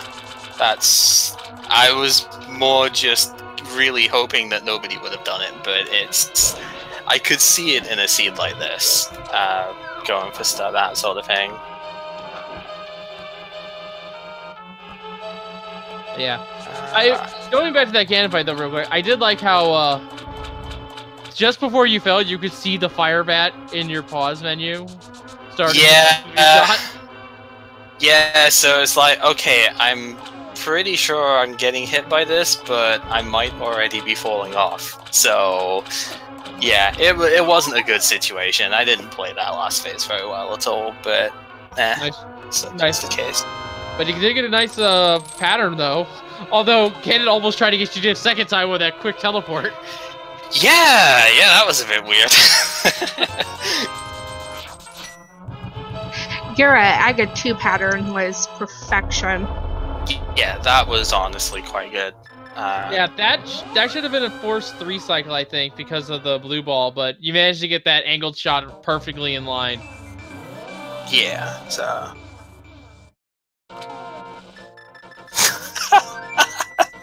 I'm sorry, I've just seen one of the .comment forfeits in here. I'm not gonna call it out, but it's like, I've just seen the forfeits, I'm like, oh dear. Alright, is there anything else we haven't seen that I can explore whilst I'm here briefly? Because otherwise I'm probably just gonna leave and go get food. Because, yeah, I should probably do that, but... Yeah, I can't think of anything else to check that we haven't seen already. But yeah, any final thoughts about the seed, Cal? Well, if you want to make a seed that is perfectly tailored to me, someone like this is pretty good, given the waterwalk situation. Yeah, that's about all I can say with it. I'm actually somewhat surprised that we still haven't seen a second finisher yet, but I suppose that Ice Rod probably really did everyone in. Yeah, well, the only one, someone who's not being trolled by the Ice Rod anymore is El Tigre, about to enter Gan's Tower. Good stuff. I'm gonna let you go, Gamer Cal. Once again, GG's to you, our winner of this race. Go get something to eat and enjoy the rest of your day. Alright, thank you very much, guys. Looks like Frostbite heading back into Thieves Town, still trying to find that elusive Ice Rod. That is correct. And we do not currently have any other finishers. No, GamerCal was the first by a fairly good margin here.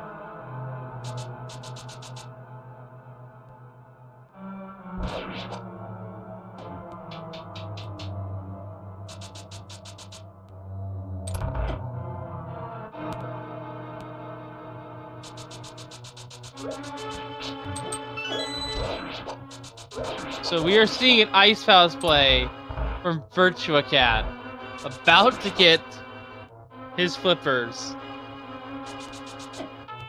This is going to be interesting. Oh, did I say Ice Palace? I mean, I get them confused too, it's okay. Yeah, I do that a lot. No, definitely, Anyway, Misery Mire is what's being did here by Virtua Cat. Looks like Frostbite going to full clear Thieves Town in an attempt to find that ice rod.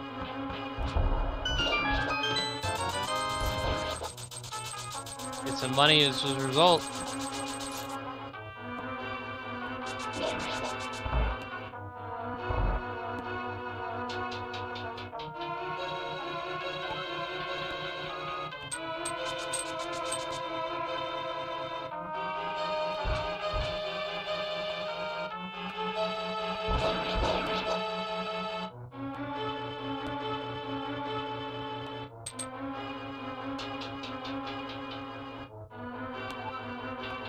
And this will be the big key for LT Gray. Time to go up. Has the cape, has the blue mail. Has even the mirror shield. Definitely going to be a somewhat easy gauntlet for them today. And I want to see Virtual Cat's reaction here. Just nothing. There's nothing. He's like, yeah. There's always that one point in the seed where you finally find something. It's like, I give up. And you just express yourself in such. And you just express yourself. Yeah. I was expecting some rage slashes there, cause. But hey, what are you gonna do? All right, blind fight for Frostbite. Looks to be on the script right now. Yep, scripted. Oh, nope, not anymore. How do I know? Because in order to be on the script for the blind fight, you have to hit blind the first possible frame, and then you get the same pattern every single time. Frostbite dropping it. Frostbite dropping it, gets the green pendant. Which we actually haven't checked yet. Could be hoping the ice rod there.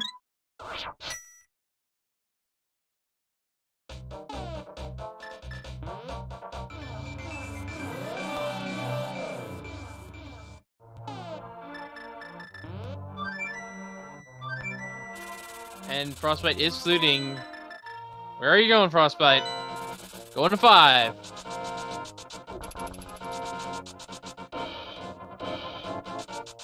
Turning in that green pendant.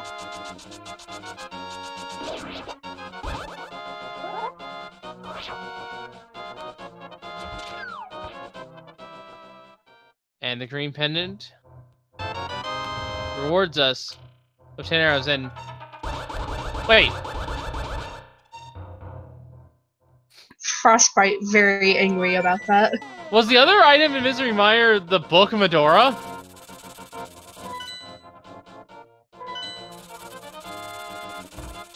Well, this is gonna be a blessing and a curse for Frostbite. The book, or possibly a misclick by our chakra there. well, we'll see. This actually is good for Frostbite. Because this is the book that Frostbite found, which we'll see here in a moment. Oh no, it was a misclick by our trackers. But Frostbite is going up to Hera. This is good. Right, the other item in Misery Mire was arrows in the big chest. Forgot about that.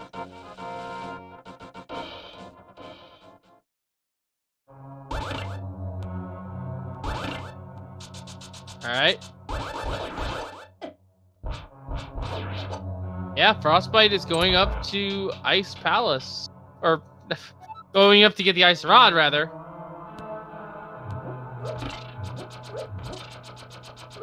This seed is just confusing to all to get out. Still not getting a Moldarm 2 chest check. Makes me curious to see what's in those.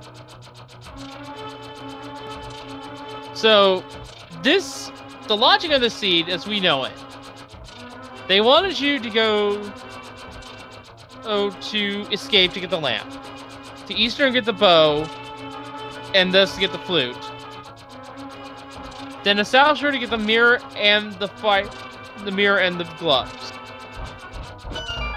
The mirror, gloves, and boots. Then bonk open the rocks on your way to Sanctuary, to turn on the flute to get your Titan's mitts. Flute to 1 to get your Ether Medallion. And your sword.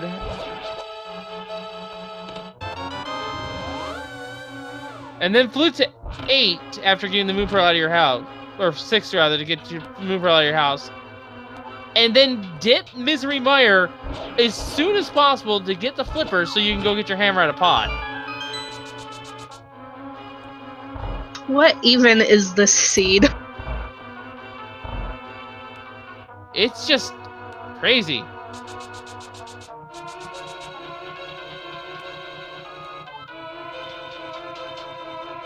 And so who rolled the seed? Cyclone GU did.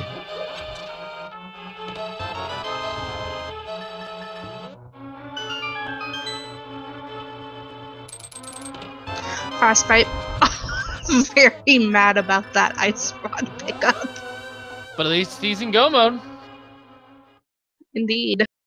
Virtua Cat finishing a very good Vitreous fight. And we're seeing Ganon as well. On to phase 3, it looks like.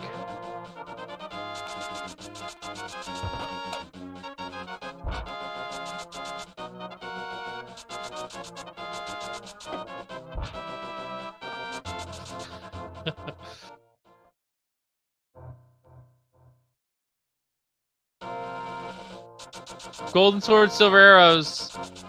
Cut the slashes, turn the spins I mentioned, and apply them slashes. This is a pretty easy fight. This was like an easy double.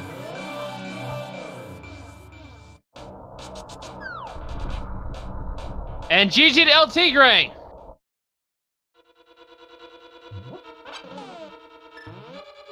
Who has now finished this seed and is in second place with a time of 1:47.13.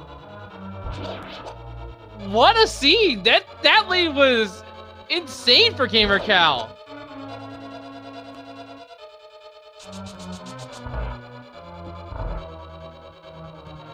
I'm gonna see if Tigre wants an interview. Oh, Bo had already beat me to it. Teamwork. And we just got another finish from one of our off-stream runners, Chelsea X Lynn, third place, 1:48.13. And fell the Ganon. El Tigre is in setup. Let's go ahead and pull them in. GG El Tigre. Oh boy, that ice rod tripped you up big time.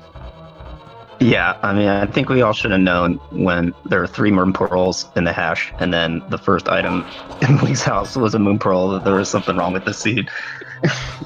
So we It kind was of not going to be that easy. So we kind of dissect the logic here. Given how early your Darkworld access was, and the fact you could have gone to Mire immediately, the seed wanted you to go into Mire just to dip and get those flippers, which would unlock the rest of the seed because you're gonna go and got your hammer out of House of Darkness, and of course the lamp. Yeah, I guess that's true. And the lamp, of course, was an escape, and well, Hera is annoying. Yeah, it really was all over the place. That was a pretty crazy one. Yeah, I wouldn't be surprised if Gamer Cal is the only one who got that ice rod. Gamer Cal was the only one who didn't, and who decided, hey, let's not leave an item behind. But I think for one of you four, I'm not sure which one, you didn't have a choice. One of you didn't have a fire source, so. Yeah, I had the choice, but yeah, it was like, it's one of those weird ones where it's like, you don't know if it's a gamble or not, because it's like, yeah, you're leaving one item, but it's a pendant dungeon, and it's behind the tile room, which takes like over a minute just to do. So it really felt like, to me, like the gamble was to do it. Like, I'm like, this is gonna take so much time.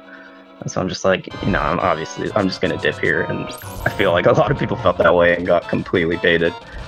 but I think that's really cool that both me and GamerCal were restreamed and we were first and second place and had like a 20-minute gap. It really showed off to the viewers, I'm sure, like how crazy Randomizer can get. Yeah, Cal didn't even find the flippers. Cal Really? Cal water walked and got the hammer early. Yeah, sequence broke over there. Awesome. Cal also, Cal did Eastern Palace first too, like before he even went to Kakariko. Wow, before Kakariko, that's pretty crazy. Well, Kakariko had nothing, so... No, it worked out because the bow was right there. He probably full cleared it. Yeah. I went pretty early too. I went basically right after Kakariko, and I was able to just full clear it all, so that was neat. But yeah, that's crazy. He went there even earlier. I don't think I've ever made a play like that, like straight to Eastern. Yeah. But yeah, that fun. the fact that the two most trolly items in this seed, the hookshot and the ice rod, and I say the hookshot because of the Pendant Swamp, were both in Hera. Troll Arm, even when you don't have to fight him, strikes again. I'm sure he had a say on where those items were going. You can't. Trolldorm was complicit in this as well.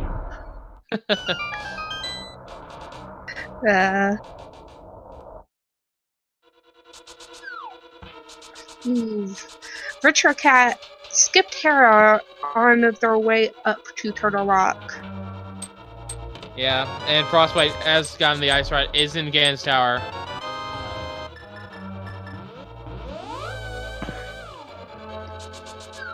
Krista is finishing in 4th place at 152.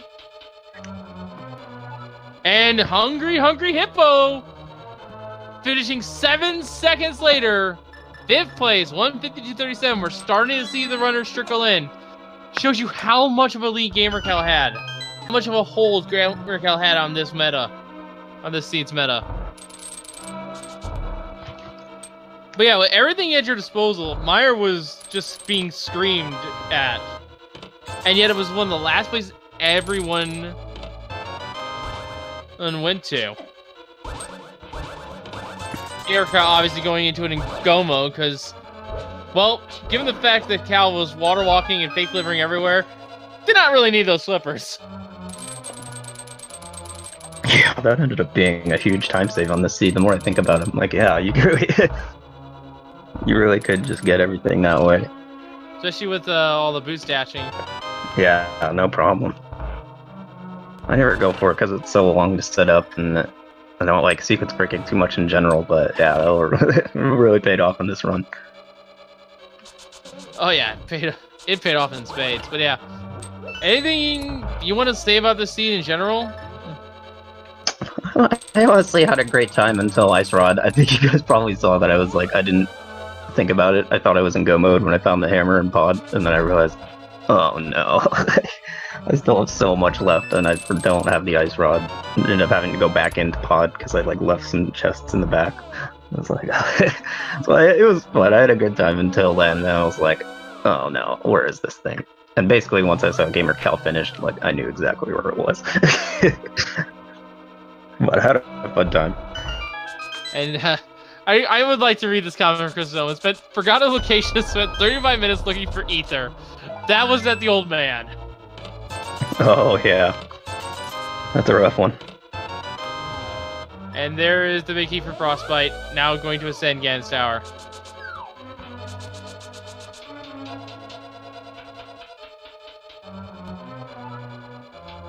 But yeah, this seed generally was not that bad, really. If you think about it. It was actually trying to breadcrumb your way to where you need to go. But of course, with everything available to you, it wasn't exactly clear-cut.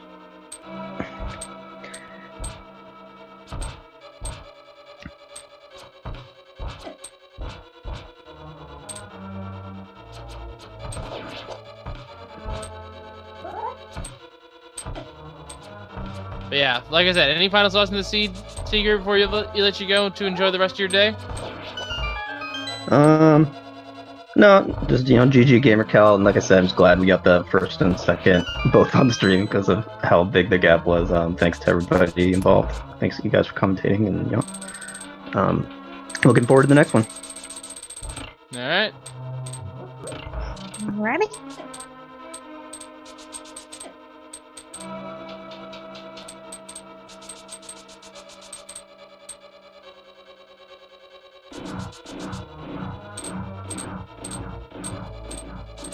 Alright. Frostbite about to begin the gauntlet. And Virtual Cat checking Mimic. Gonna be very sad. Gonna be even sadder when Cat gets to the laser bridge and finds there is no ice rod.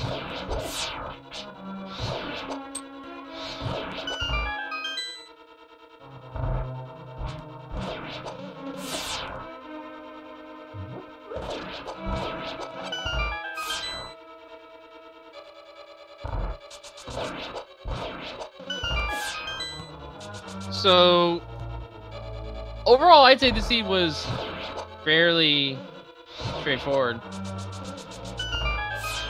If you figured out the logic for it pretty quickly, like where stuff in general was.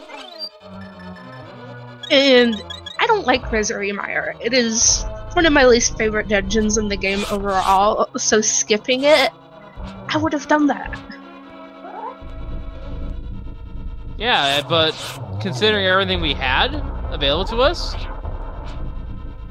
if you had gone up to Hera first and did everything on Death Mountain, you would have, the sea would have screamed clear Hera or clear Misery Mire, and that would have just opened up the rest of the sea for you. It's true. And we just had Winter Watcher finish in 6th place at 1 hour 57 minutes. And their comment is something I cannot say on the air. It was not a happy comment. Yeah, we'll just go with that and say nothing else about it. Virtual Alright. Cat about to be a very sad cat.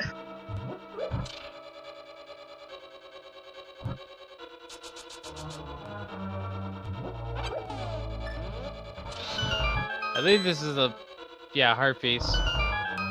Great slashes.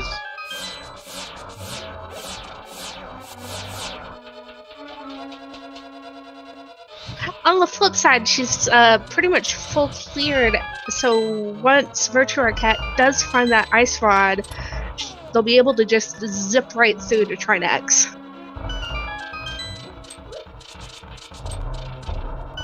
And meanwhile, we've had another finisher, Jixon, 158.39. GG's to them. Looks like Virtual Cat going to make the same play Frostbite and LP Grey did during 2 Swamp Palace.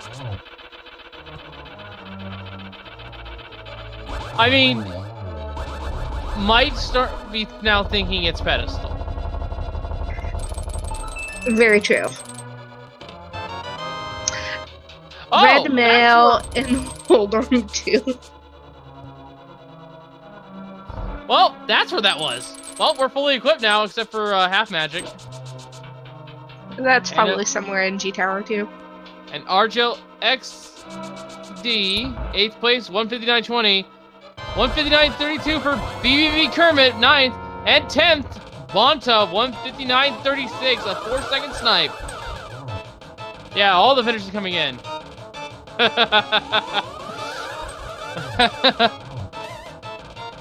So, our remaining 2 feature 4 will not be getting top 10.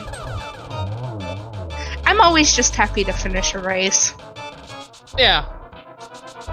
Magnitude down, time to fight the pig. For Frostbite. Same fight as we've seen already.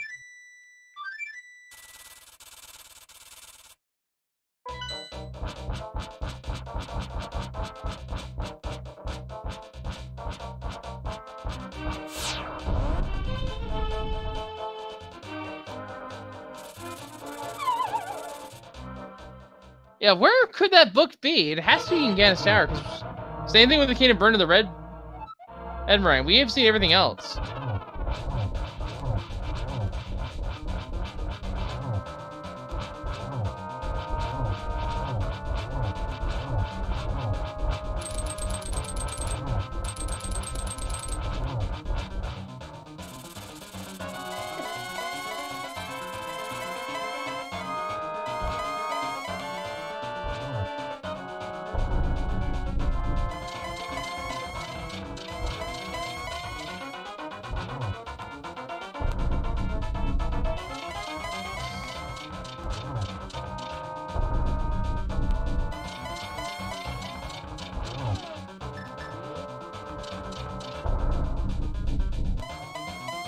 Alright, Ganonfight. Pretty textbook here thus far.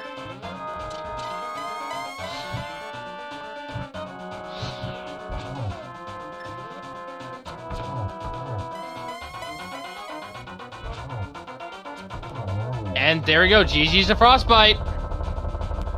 Will Frostbite get 11th place? We're about to find out.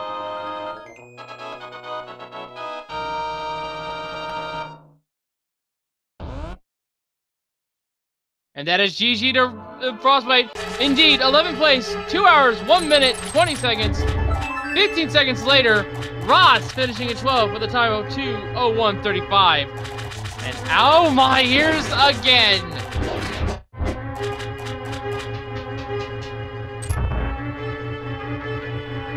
I'm actually going to mute the restream here as we get Frostbite in here for an interview. Or, someone did that for me, thank you. Anyway, let's get Frostbite in here. Because Frostbite is ready for their interview, most likely.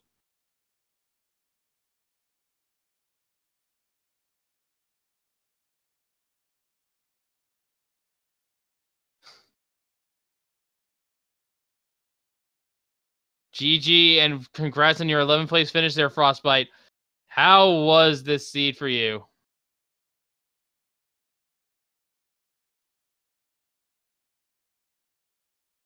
Looks like Frostbite is not quite... Oh, while we're waiting for Frostbite to respond, Plasma Kappa, 13th place, 2 hours, 2 minutes, 52 seconds.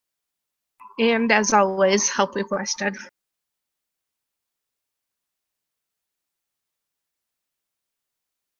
Ooh, it looks like Frostbite's mic is not working. That is unfortunate here, but GG's to you all the same.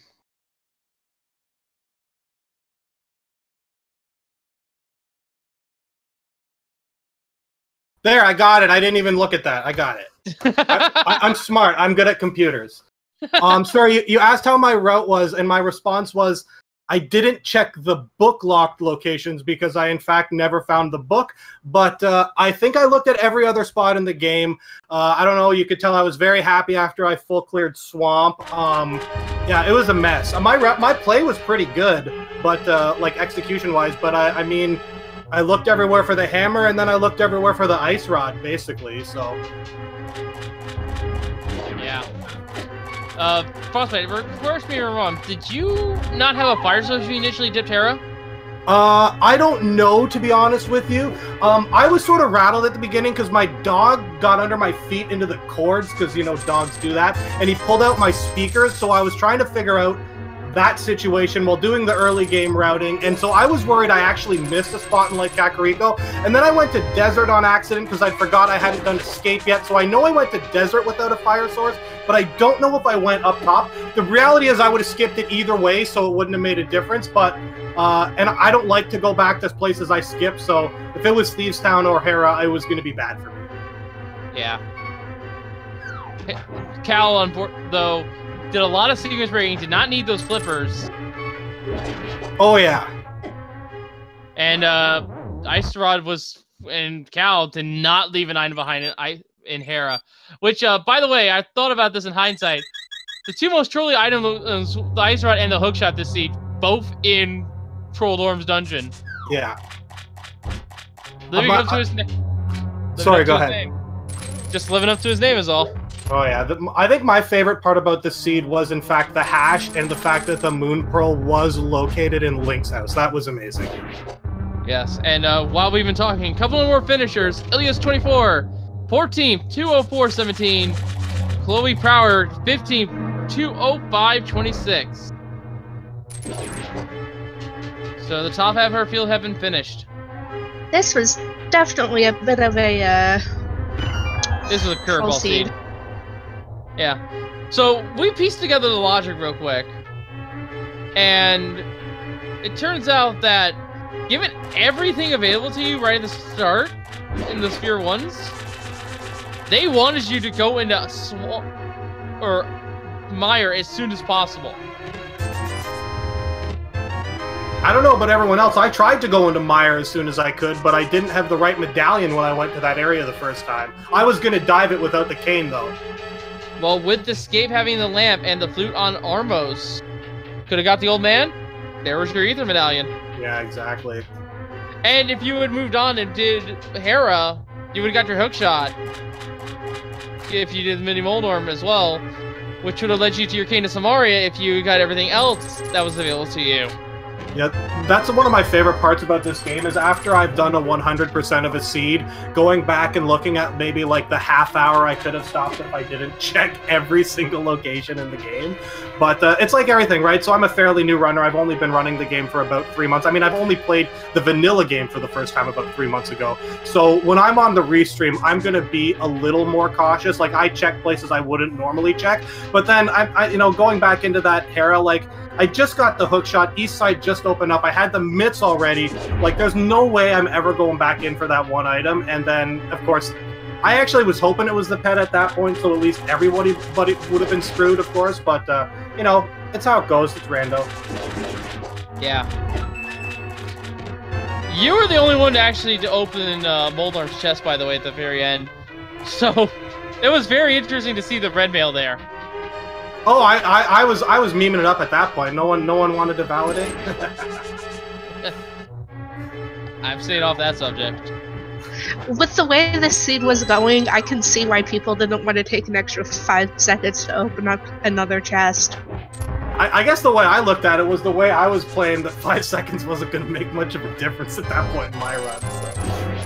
So. Fair enough. No, I guess the thing I was happiest was the dark room in Eastern. I messed up the original strategy and I still got through it without dying. I thought for sure I was going to die when I missed the guy with my first arrow, but, you know, then you find the lamp immediately afterwards in Escape or on Uncle or wherever, and I meant to go there first, but I forgot I didn't go there yet, so... Yeah. So, I'm going to ask you this. If you did not find the Ice Rod in Tower Hera, were you going to pull the pedestal blindly? 100%, 100%. I think it was my only choice. I believe it was the only spot I had left. Unless I found the book, in that case, I still would have pulled the ped before checking the other 2 book spots. Even though one of the book spots would have been 30 seconds from where I would have flown to the village to check the ped and then gone back up the mountain to get that one if that's where it was, so... Because I mean, it's like, whatever. I'm going to finish 11th or 13th or whatever. I mean, I'm not going for top. I'm just trying to have fun and you know, everyone wants to see a ped check, right? Yeah, everyone wants to see a ped check. Today, according to the credits, only Pizza Hut, though. That's how it always is. Anyways, I got to run. Thank you for having me on afterwards, and thank you for calling the game. I'm going to rewatch it and watch how much you guys trashed me appropriately throughout. And again, thanks for everything. Thanks for the trackers and thanks for everything. Yeah, GG to you, Frostbite. And while we've been talking, we did have another forfeit come in. Looks like Virtua Cat might be making that Hera play finally. Yeah. So, I've run out of stuff to talk about. Have you? So, Swordless is tonight's 9 p.m. daily. What's your thought process on that one? Well, Swordless is somewhat interesting here. You know when you have found a sword in the seed, if you find a stash of 20 rubies that are green. It's not a red ruby. And for those seeds, Palace of Darkness and the tablets are available with the hammer. And more importantly, I do believe that they expect you to have the silvers and the bug net for them.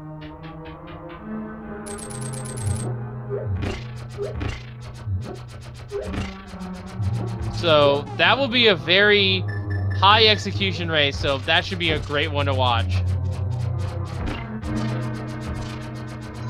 Oh yeah, absolutely. Virtua definitely and Hera are going to be able to pick up that Ice Rod. We'll move straight through Turtle Rock since they did full clear it at that pretty much at this point. We'll be able to just go straight to Trinex. Yep, and Virtual Cat will now be getting the Ice Rod. I can only imagine the amount of rage we're about to see. Definitely with the way the forfeits have been going, the amount of troll in this seed was definitely a run killer. I mean, I've been there. I mean, if you think about it from the logic standpoint and what you could have done, I would say that the seed expected you to do everything that cowed our runners up. They essentially trolled themselves. Yeah, and that's not fun. Just going in a place you don't want to go, but this logic, Pendant Dungeons hold value, and it is rung loud and clear with this seed in particular. This is a clear example. Because Hera, a Pendant Dungeon, only 2 items. Both of them required.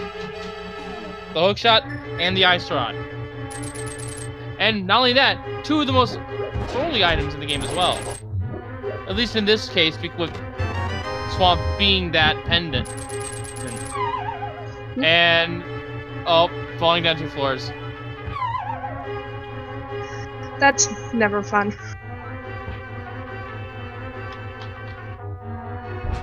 And that's just it. The seed doesn't expect you to water walk, but in reality, the seed gave you the flippers really early if you had made the dip to Mire. You could have had those flippers within maybe the first 40 minutes. If that.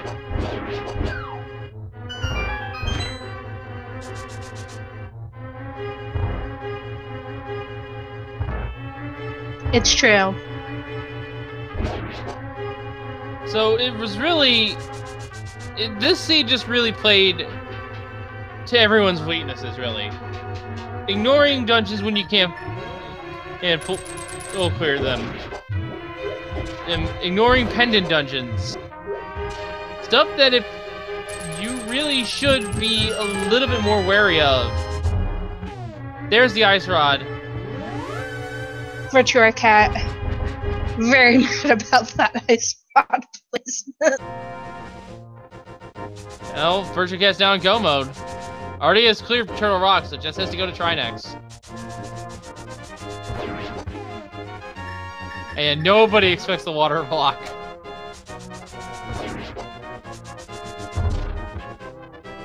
Gamer Cow is now back in chat here. I want to mention this once again. A 20-minute lead.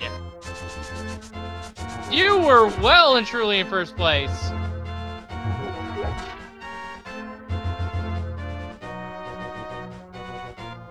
And it seems that the remaining half of our field is not finished yet.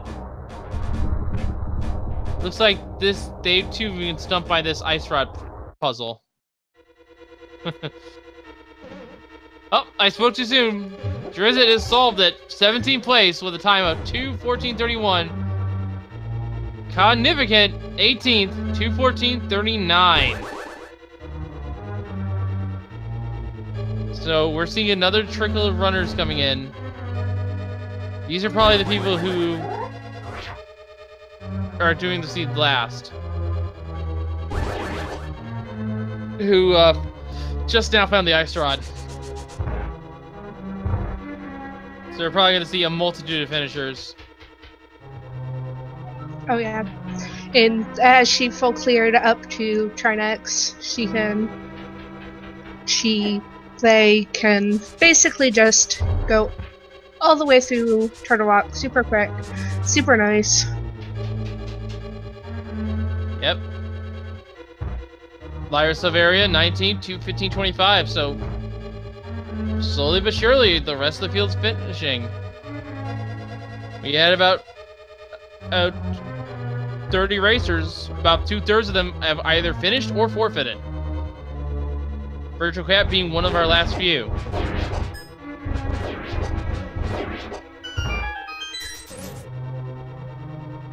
Hey, I tried playing a seed for 5 whole hours before.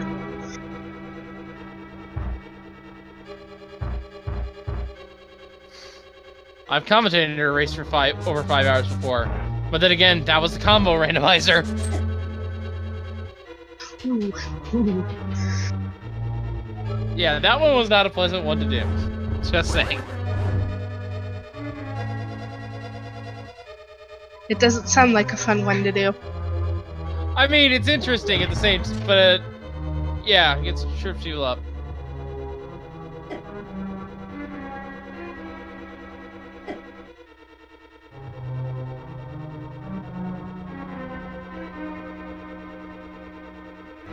Pretty good way through the dark room there. Going into the switch room. We'll be able to pick up some health. Someone is saying 5 hours and how? Because for the Combo Randomizer tournament that's going on, they're using tournament logic for the Super Metroid part of the seed. So they expect a lot of the tricks, and it's caught more than a few runners off guard.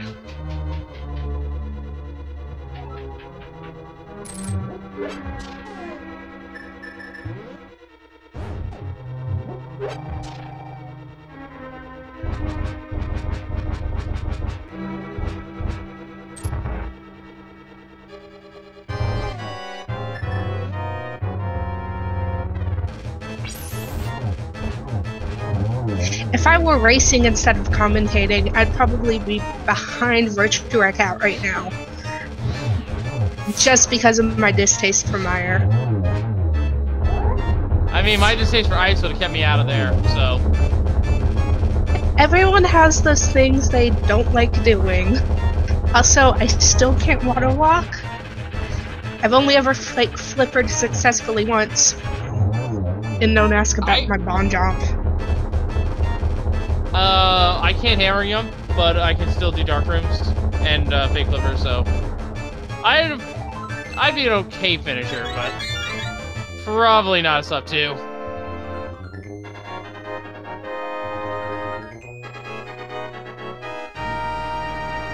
But yeah, there's the 7th crystal for Virtua Cat, and now our last of the feature 4 can enter Ganon's Tower.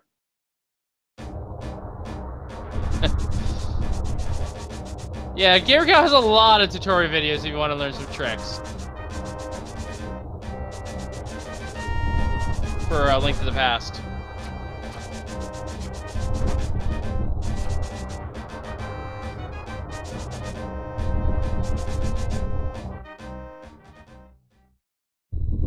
Alright, opening up the portal to Ganon's Tower. We know that the chest that we need is in Random Room. Will Virtua Cat go right side? Let's find out.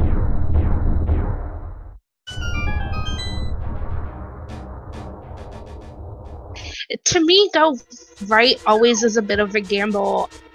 Unless it's just a quick first 2 chests and then get the heck out. Well, I mean, the first chest here does have a small key on the right here in Hope Room. Yeah. But traditional routing, gonna go from those first 2 chests and go left. Alright. Thankfully, pretty quick to get to the random room, even with checking the other chests. We'll know Virtua Cat will check. Yep. And we'll see if Virtua Cat opens the Moldarn chest, which have the red mail.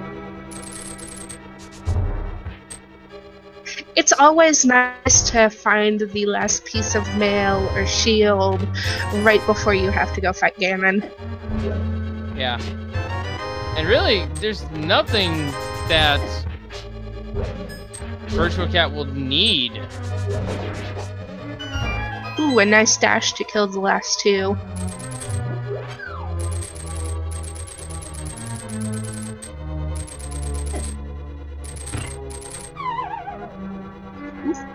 Oh, fell down. Happens to everyone. Ken is resetting the room. Could have bonk jumped actually. Across on that upper block.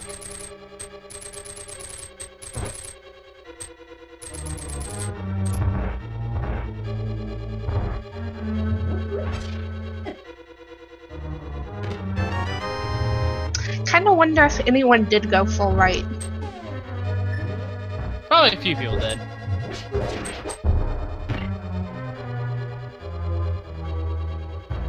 It's not the most...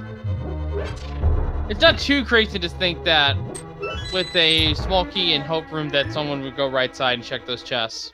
It's true.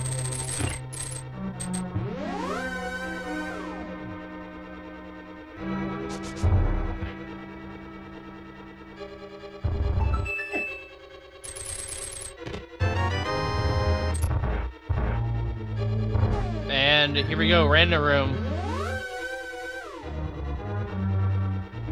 Or Virtua Cat. We'll be getting the big key, we'll be heading up to Ganon's Tower.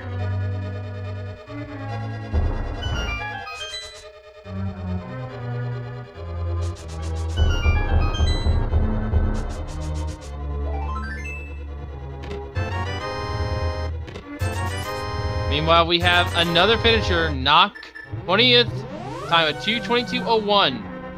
Getting another little trickle started here, I think.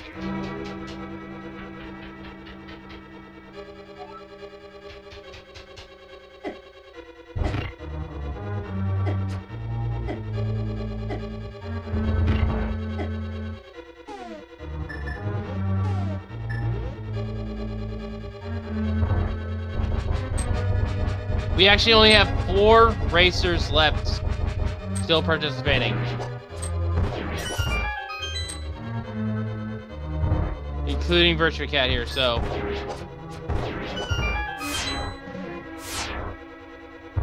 I believe Virtua Cat can do it. Yep.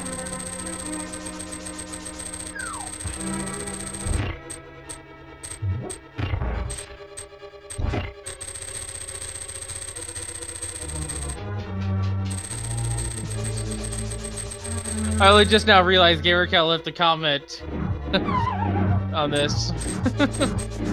And I'm actually, and I just read it and it's giving me a chuckle. I missed it too. Hold on. Oh boy. Oh, Gamer Cal.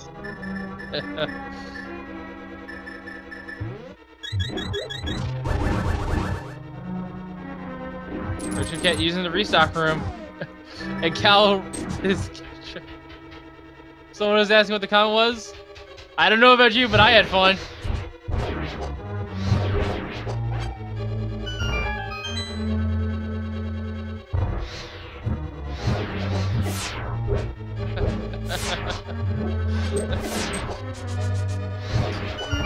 Fitting, considering the seed. The little things in life make random running fun. Yep. Anyway, Virtua Cat going through the gauntlet here, dealing with this axe.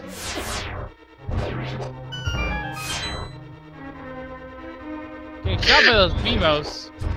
Other seed runners questioning the use of fun in that sentence.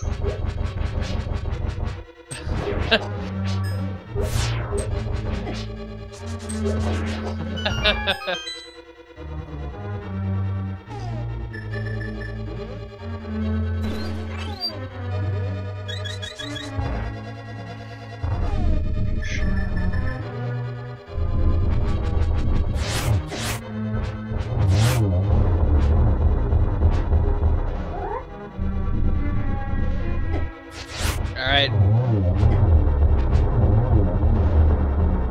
Very nice catch there for Molnar 2. Moving on for Virtua Cat. Grabbing a little bit of supplies here. Every one of those has some minor pickups. Alright, Wizard 4. Very quick work with the King of Samaria. Yep.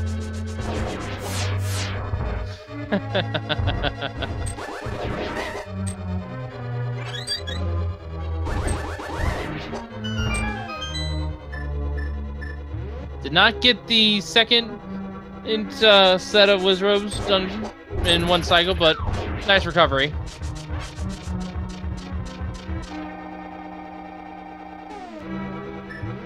Drinking his green in now.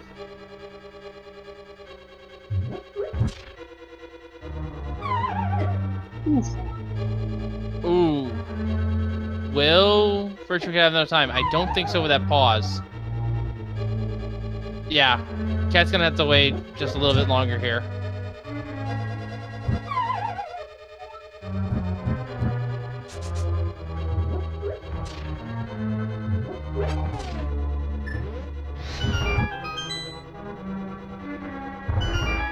Alright. Cat's through.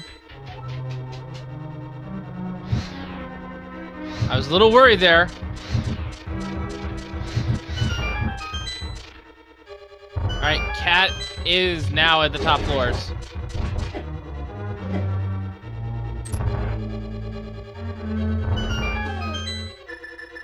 Just going straight to the mold norm 2.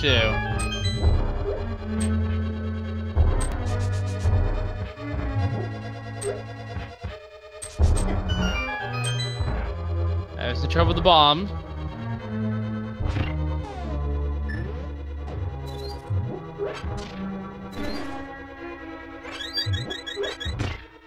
Gets the heart refill. A 5er on his way in.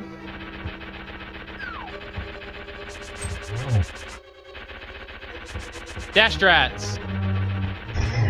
Psychic finishing in 21st place at 227. 227.33, yep. So 3 finishers remain.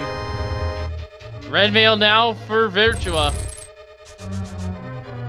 Good amount of money if they want to go stock up on potions as well. And one of our finishers in the chat telling us half magic was in Spike Cave. Yeah, we never did check that, did we? No. Kind of a interesting location for it too. Because you just, hey, you came here, used most of your magic. Here, have some back. I get 2. Get double.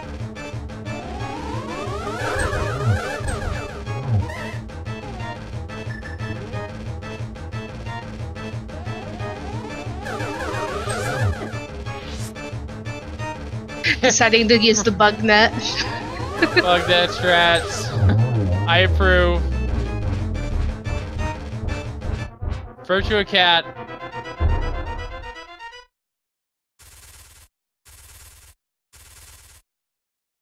Possibly going to drop down and nip that fairy from the tree. Or just go straight in.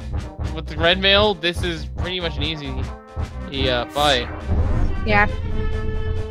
Never fun fighting Ganon and blue mail. Basic shield. But we have red mail. That's true. Full mail, Yeah. full shield. Yeah, it's fully equipped. Butter sword, hook shot. Even have the cape for some defense if needed. I don't know if Virtua has a potion though. I think they are all out. Well, the worst is over. It's true. No, not going to say what I was about to. I don't want the commentators curse this late. Just slightly out of range there. Oh no! Oh! And that text box at that time was just insult to injury at that point. Probably gonna mirror out maybe at this point. Go visit a witch. I mean, still have magic. I mean, still has the fairy right here. Just has to be careful not to get hit by those spears. Cool. Yep. Just gonna go jump right back into things. Maybe see what Pyramid Fairy will give her. Let's hope Pyramid Fairy gives something good here.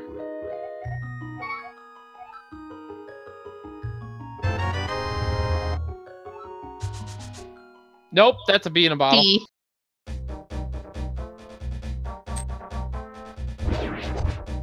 It's not too much of a stretch to go and get blue potions, though. No. Virtue's I've done gonna it try plenty again. of times myself.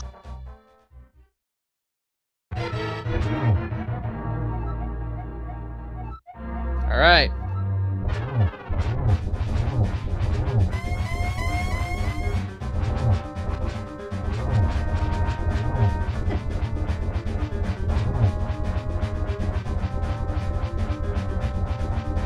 Virtue's gonna play it safe. I do not blame them.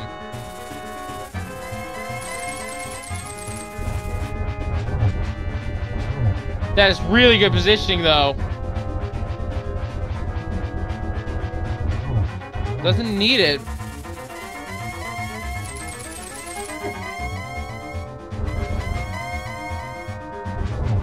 Onto the second portal. The second pattern of teleports. Alright, they got this. Ganon? Ganon?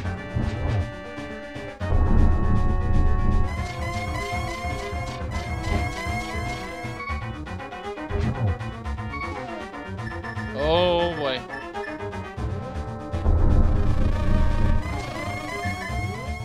The bee!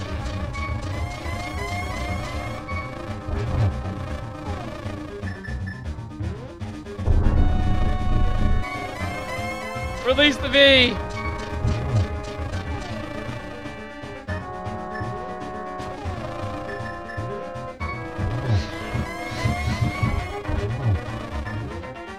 That looks good. One more hit. Get a Virtua Cat! Yes! Yes! GG to Virtua Cat!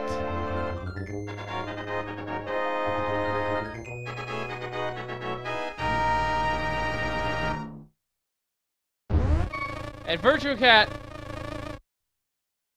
22nd place, time of 2:32:34. And Lord of Dabu, 23rd, 2:33:01. Get your G's in the chat for all four feature four. We had our top two runners, Gamer Cal and LT Gray. We had Frostbite, and now we have Virtua Cat. Let's get Virtua Cat in here for an interview.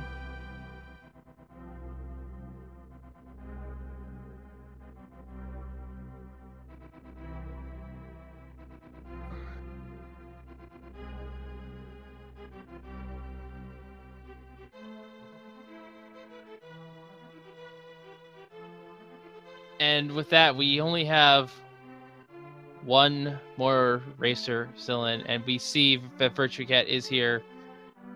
Let us... Yeah. Very nice tenacity there, Virtua Cat, finishing out this seed. Not last place. No, so this is the first time I've ever been featured on a stream, and boy howdy, if this continues, you all are in for some delights. But hey, you put up a very, very good performance here. If the seed just was not very nice to you. I need to practice that Dark World Water Walk, I guess.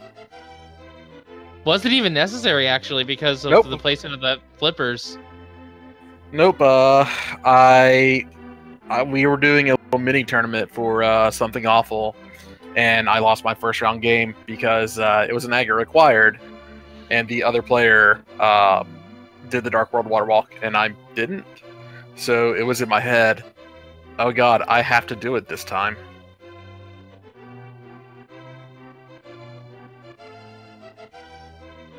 Well, you were rewarded with the hammer, and actually, that's also what Cal did.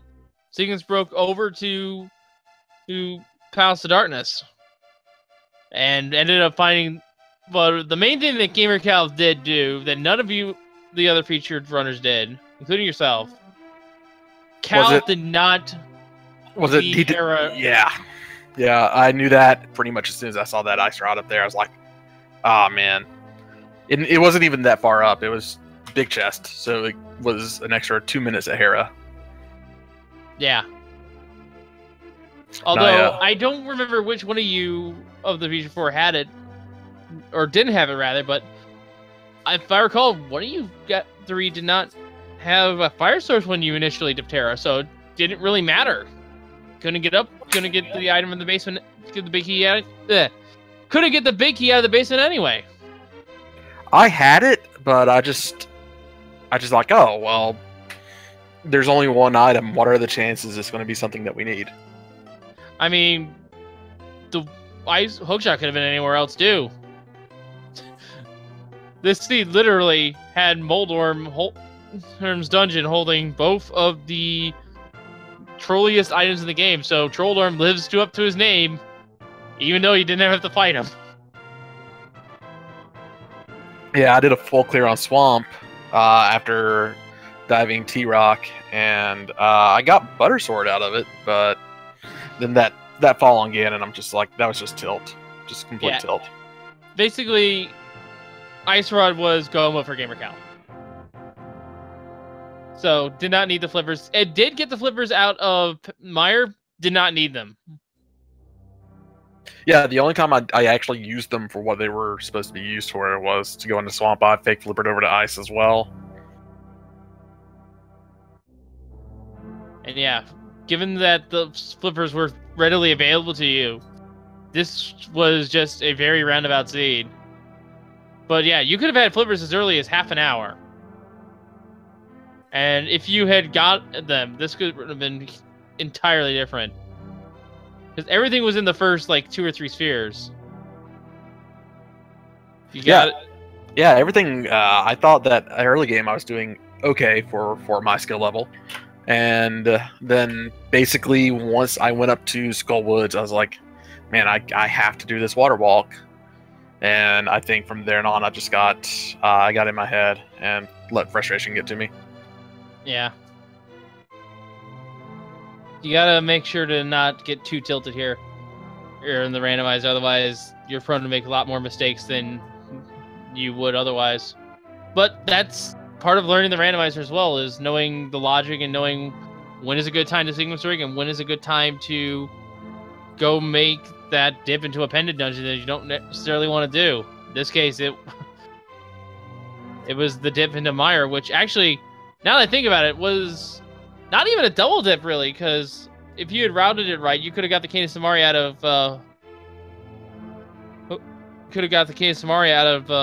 Hookshot Cave, or wherever it was, and then just went straight to Ice, or Meyer rather, and full cleared it. Yeah, Meyer was accessible relatively early. I can't remember where Ether was, but Hookshot Cave. Ether was Old Man. Oh yeah, it was. So yeah, Meyer had a lot of stuff up on Death Mountain. Mitts were in Bonkross, but you got Boots right there on Death Mountain on the right side. You got Boots, Mirror, and the Power Glove in Mini Moldorm Cave. Oh, Boots is in Mini Moldorm, yeah. I didn't go down there until I had already done Death Mountain.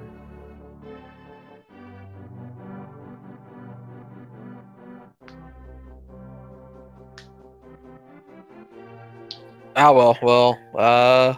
Yeah, any final thoughts about this seed that it can be PG? The seed, I mean, it could have been much easier than I made it, but I'm still relatively new to this community. I'm only marginally better at commentation than I am at playing the game, but I'm going to keep practicing, and I'm going to try to make better efforts in the future. Well, if it makes you feel any better, your time is about the upper half of my average, so I am not that fast at this either. And I've been at this for about a year and a half now. I'd still be at Misery Mire right now. My routing choices are that bad because I hate that dungeon so much. It's a miserable place. I mean, they named it correctly. Very true. GG, you spy vote, and also GG to our other three. Once again, to our other three featured runners: Gamer Cal, our winner of this race; LT Gray, second place, and Frostbite. I forget what Frostbite's place was. Hang on. Frostbite was 11th. And yes, make sure to give all 4 of our runners a follow here. Also, shout outs to the German restream that was going on at the same time, giving us some German commentary. We also have French and Spanish, but those were not synced up with us this time. Also, make sure to give us a follow here on Speed Gaming 4, and also we have Speed Gaming 5, 6, and of course, the original Speed Gaming, and Speed Gaming 2 and 3. Make sure you also follow here. And we've reconvened for you a little bit later tonight. I believe it'll be on Speed Gaming 5 for a swordless standard mode. And for those interested in the tournament, we do have Pink Kitty Rose versus Andy going on right now. Matter of fact, that should be ending anytime soon. We got to get out of here. So from all of us here at ALTTP Randomizer, I've been Wolfling Series 370, and we shall see you all next time. And thank you for watching. Good night, everyone. Bye, guys.